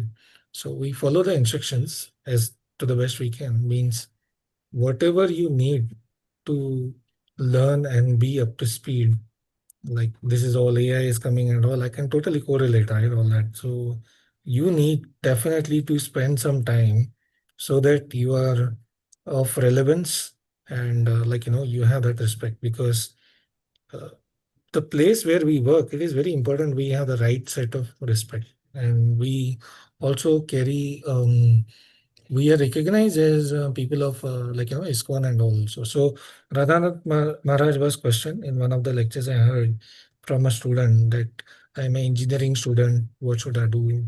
So his response is still stick to me that go and be the best student, so best that you are on the topmost of everything, and then you also showcase the culture of ISKCON, so everybody can think, oh yeah, you are the best in everywhere, right?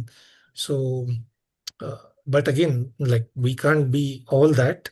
The point here is do the needful, um, so that all those other aspects are maintained, but have a very critical watch that must not compromise with the at least the basics what we need to do. What is the basic we need to do? 16 rounds ending, uh, reading at least 30 minutes, association weekend, devotee service, DT service, or whatever other you have, that should not be compromised. The moment that gets compromised because of anything material or another, then that is a super red flag. That is what I can think. Otherwise, go ahead with learning, teaching. It takes a lot of time and effort. We always lag behind because the world is moving fast.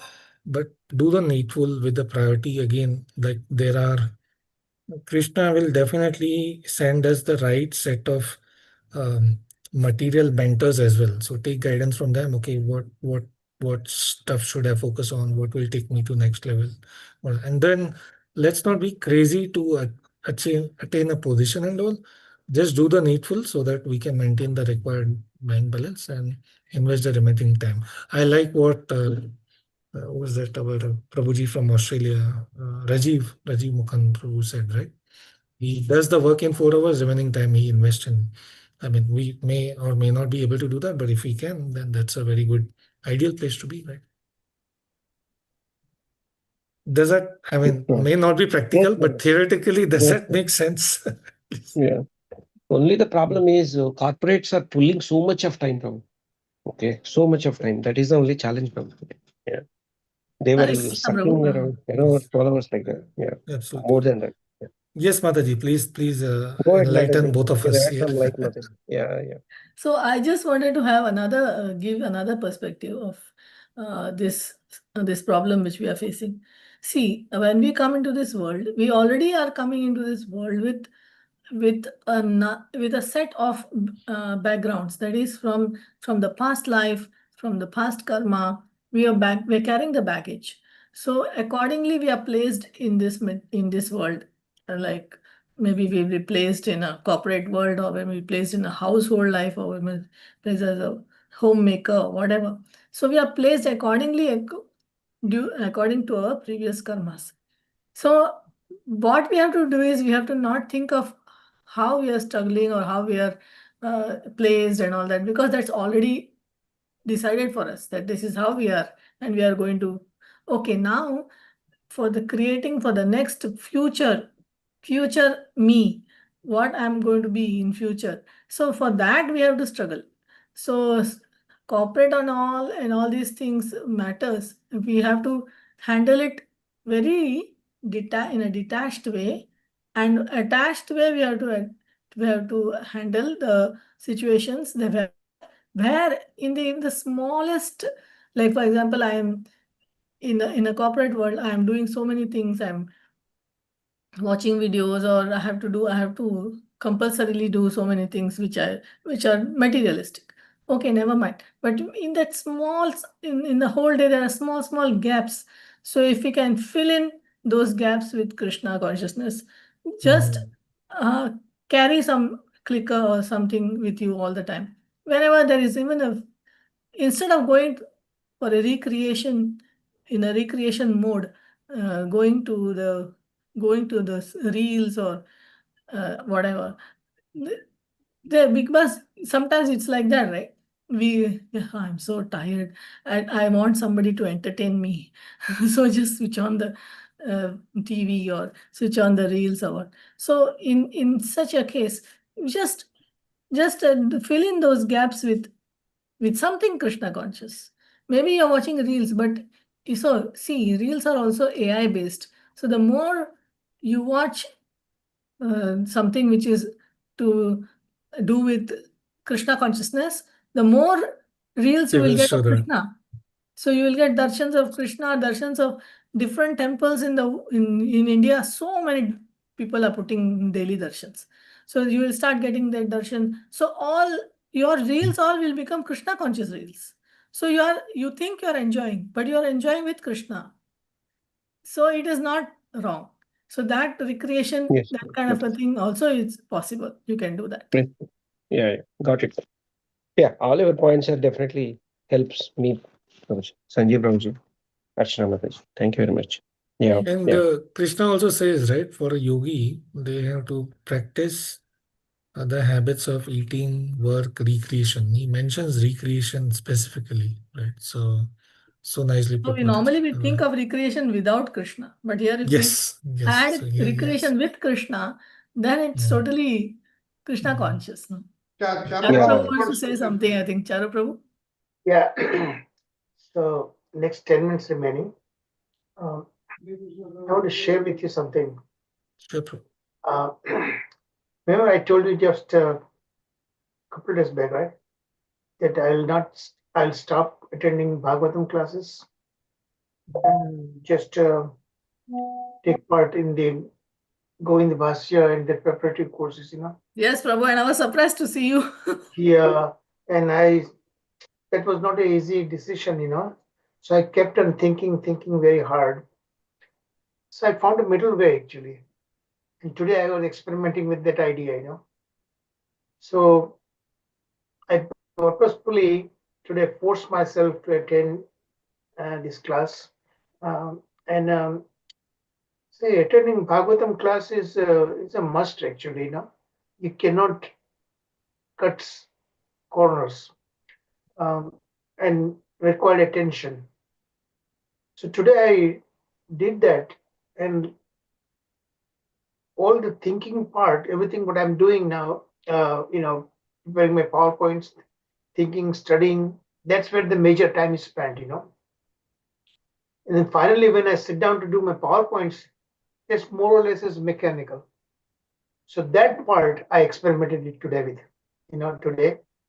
And while I have this, my earphones, so screen was on, but I was listening to Sanjeev Prabhuji, and which is not ideal, but I don't have that luxury, idealism. I have to accomplish my task. So today I was able to accomplish listening to Bhagavatam from Sanjeev Prabhu's class. So I got that advantage. And at the same time, I accomplished doing my PowerPoint at the same time. So you see, when you Multitasking. yeah, you are determined to do something, and it's not ideal. Prabhupada said that when you chant and you also wants to listen to a lecture, you are not doing justice to either of them, right? But many times you face in a situation, like for example, Prabhupada, when he came to US, remember he is a sannyasi. His god brothers told him that he should not do that, So Prabhupada wanted to spread Krishna consciousness in the West, and that was his Guru Maharaj's order. So he needed to accomplish that goal, At the same time, his sannyasa dharma. So what was most important for him at that point is to really carry out his Guru Maharaj's order. Okay, so he sort of disregarded his God brother's advice, and look what happened. Today we are all here because of Srila Prabhupada, right? So life में कभी कभी ऐसा situation आती है कि you cannot do ideal, but you set certain goals, and ultimately you want to serve the Lord. Okay, so that is what I took my lessons from that, and today I accomplished my PowerPoints also while listening to Sanjeev Prabhu's class. So I'm still going to make improvements, and I'll continue my job, because my main job is to provide you my PowerPoints, right? And writing and thinking and everything. So I'll keep doing this thing, and I'll find a way. But today I found I felt genuine satisfaction that I could accomplish my PowerPoint, and at the same time I did not miss hearing Bhagavatam. Okay, it's not ideal. It's not a recommended way to do these two things at the same time. But what is the ultimate purpose? So I took a lesson from Srila Prabhupada, what he did. So sometimes, look, like for this dressing, when you give a class or listen, you have to have Vaishnav dress, right? They say that. But if you hung up on that, then you cannot do you miss the main task. Sometimes you need to make a compromise and determine what is your ultimate priority.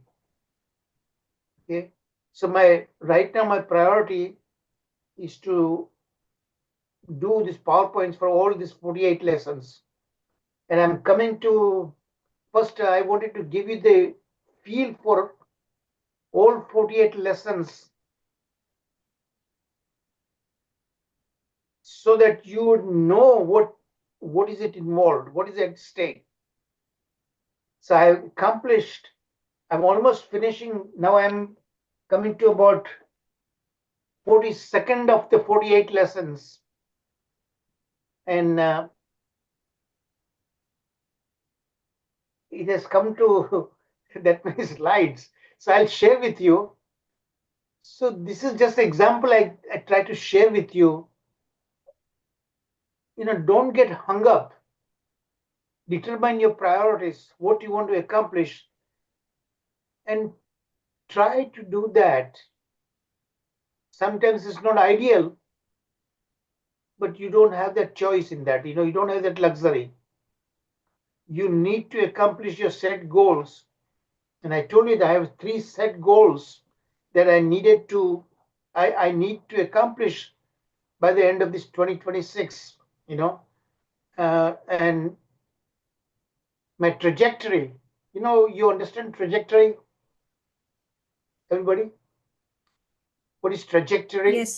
Yes, Prabhuji. Yes. You throw a stone and you want to land that stone at a certain distance, right? So you select an angle and the force with which you throw, so you are able to accomplish what you want to do that. So this is what my trajectory is like this.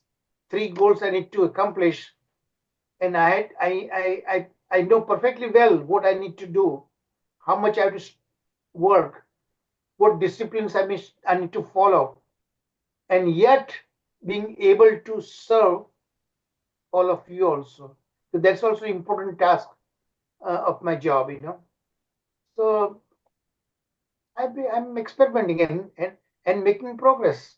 Remember, I keep always giving example that when you drive on a stormy night, today we are expecting a huge snowstorm tonight and tomorrow. It's going to be about a foot of snow, So tomorrow I have to shovel the snow also. I'm going to have to do that, So कहने का तात्पर्य यह है, कभी भी जिंदगी में कुछ करना है, कुछ पाना है, तो you need to make some sacrifices.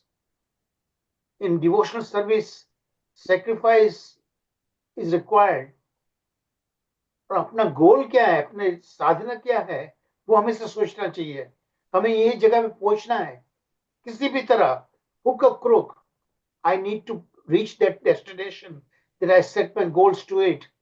So, and when you do that, set goals, doable goals, determination to accomplish that goals, and necessary sacrifices. All these 3 things go hand in hand. And that has been my motto for last 3 decades. And it's working superbly. And you see the result of it.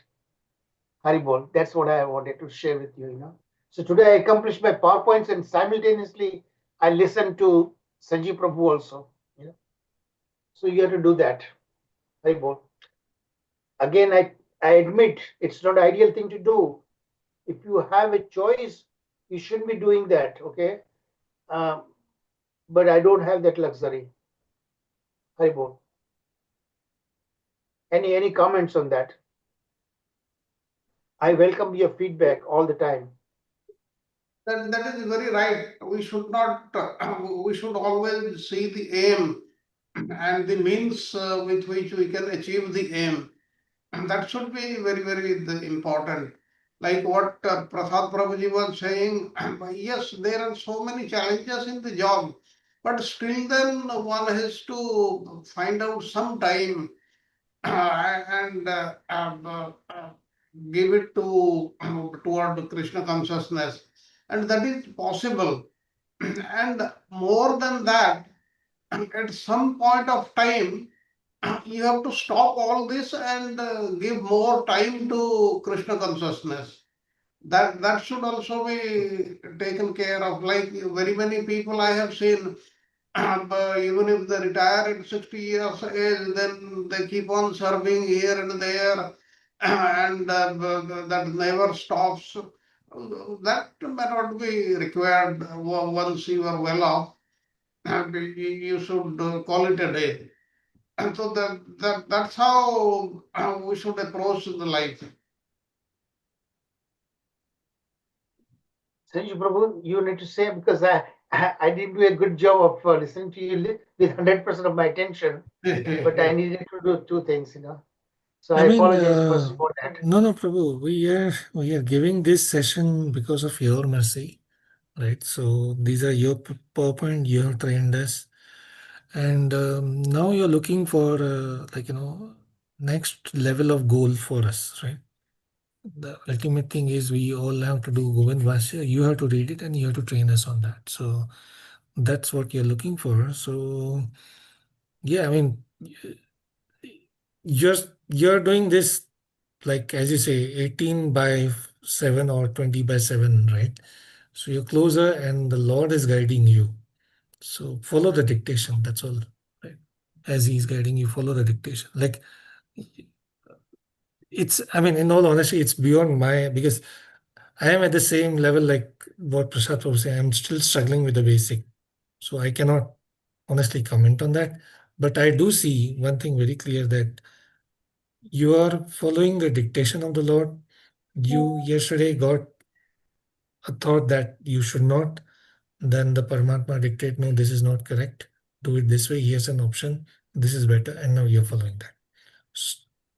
So follow the dictation of the Lord, right? That's, I think you are very close to that. So, and the goal is not like, here the goal, as you also here, the goal is not like you want to make a material house. The goal is that you want to train all of us on Govinda Bhasha, and you want to do it in a Train particular amount myself of, also, I mean, I'm train helping myself yourself to, and us. So Yeah. that's a very novel and मेरी अपनी साधना भी है ना, मेरी अपनी साधना yes, भी है. and like you have at the moment you have just 24 hours, right? अपने पास वो time constraint है. We are not in a transcendental environment where time does not act, right? In the spiritual world, we say time का. So you have the influence of time, but you are in the direction of the Lord, and you're doing it for a spiritual goal. So whatever adjustment you make is appropriate. These are actually training for us for Ante Narayana Smriti. If at the end time we remember the Lord, that means we have passed. We have passed with distinction. And if we have remembered something else, then there is something lacking. So that's why all the things we are doing, it is toward that end only, to remember the Lord always every time. Okay, Archana Mataji, let me hear from you. Prabhu, I just wanted to say there's one saying called Avyartha Kalatvam. Avyartha Kalatvam means don't miss even a small moment without being Krishna conscious. So you are now, what you are doing is segregating two things. One is Krishna conscious totally to be relished with your mind and senses. And then other part is something which is mechanical. Although Krishna conscious, but making the slides is mechanical, and that doesn't require your those faculties like mind and intelligence, and so it's only something to do with the hands, and just the part of the mind is occupied just to keep the things going. So I think it is totally two different things. And like for example, the Matajis you have seen in the course of lectures also, they will be sewing or they will embroidering or doing something during class, and some devotees will be cutting vegetables, or some will be Yeah, you cooking can and do they're that. listening. So it is like that for you, you know. So I don't think you have to at all feel any kind of The guilt. pravritti and nivritti mark. Remember, I showed you that picture. Yashoda Maya was Yes, churning up churning and and then still singing. singing. Yeah. So So that's what, perfect. yeah. So thank you very much. I think we are almost done now. So let's have conclude the class in the Shema prayer. Prabhuji, Haribol. ek minute. Your presentation, they are bridge for us to cross over from this material life to spiritual life. We are all trying to help each other, you know. And remember, I told my this academic chairperson, Premaji, I've been very, very close with her now, extremely close. We become very good friends, actually. Um, so almost every day we chat, you know, for long hours. Um, so we were talking about, and I was giving example to all of you also, you know. She was admiring all of you, every one of you, really. So I said, yeah, I'm very, very, really blessed. Each one of you have unique talents, and I'm trying to utilize and enrich what I've been trying to do, okay, trying to achieve it, you know. So thank you. Without wasting much time, now let's conclude the class. Let's see who is going to do the Nishima prayer, please. Nityasaki Mataji, you have not done since a long time. Would you like to do nursing prayers? Oh, yes, that's great. Good idea. Nityasaki Mataji, are you there? Hare Krishna. Namaste Narasingaya. Namaste Narasingaya. Praladaladaini. Praladaladaini. Hiranyakashipurvakshah. Hiranyakashipurvakshah. शिलाटङ्कानखालये शिलाटङ्कानखालये तो नरसिंहा परतो नरसिंहा तो नरसिंहा परतो नरसिंहा यतो यतो यामि ततो नरसिंहा यतो यतो यामि ततो नरसिंहा बहिर्नसिंहा हृदये नसिंहा बहिर्नसिंहा हृदये नसिंहा नरसिंहमदिं शरणं प्रपद्ये नरसिंहमदिं शरणं प्रपद्ये तव करकमलवरे नताम् अद्भुतशृङ्गार दलिता हिरण्यकशिपु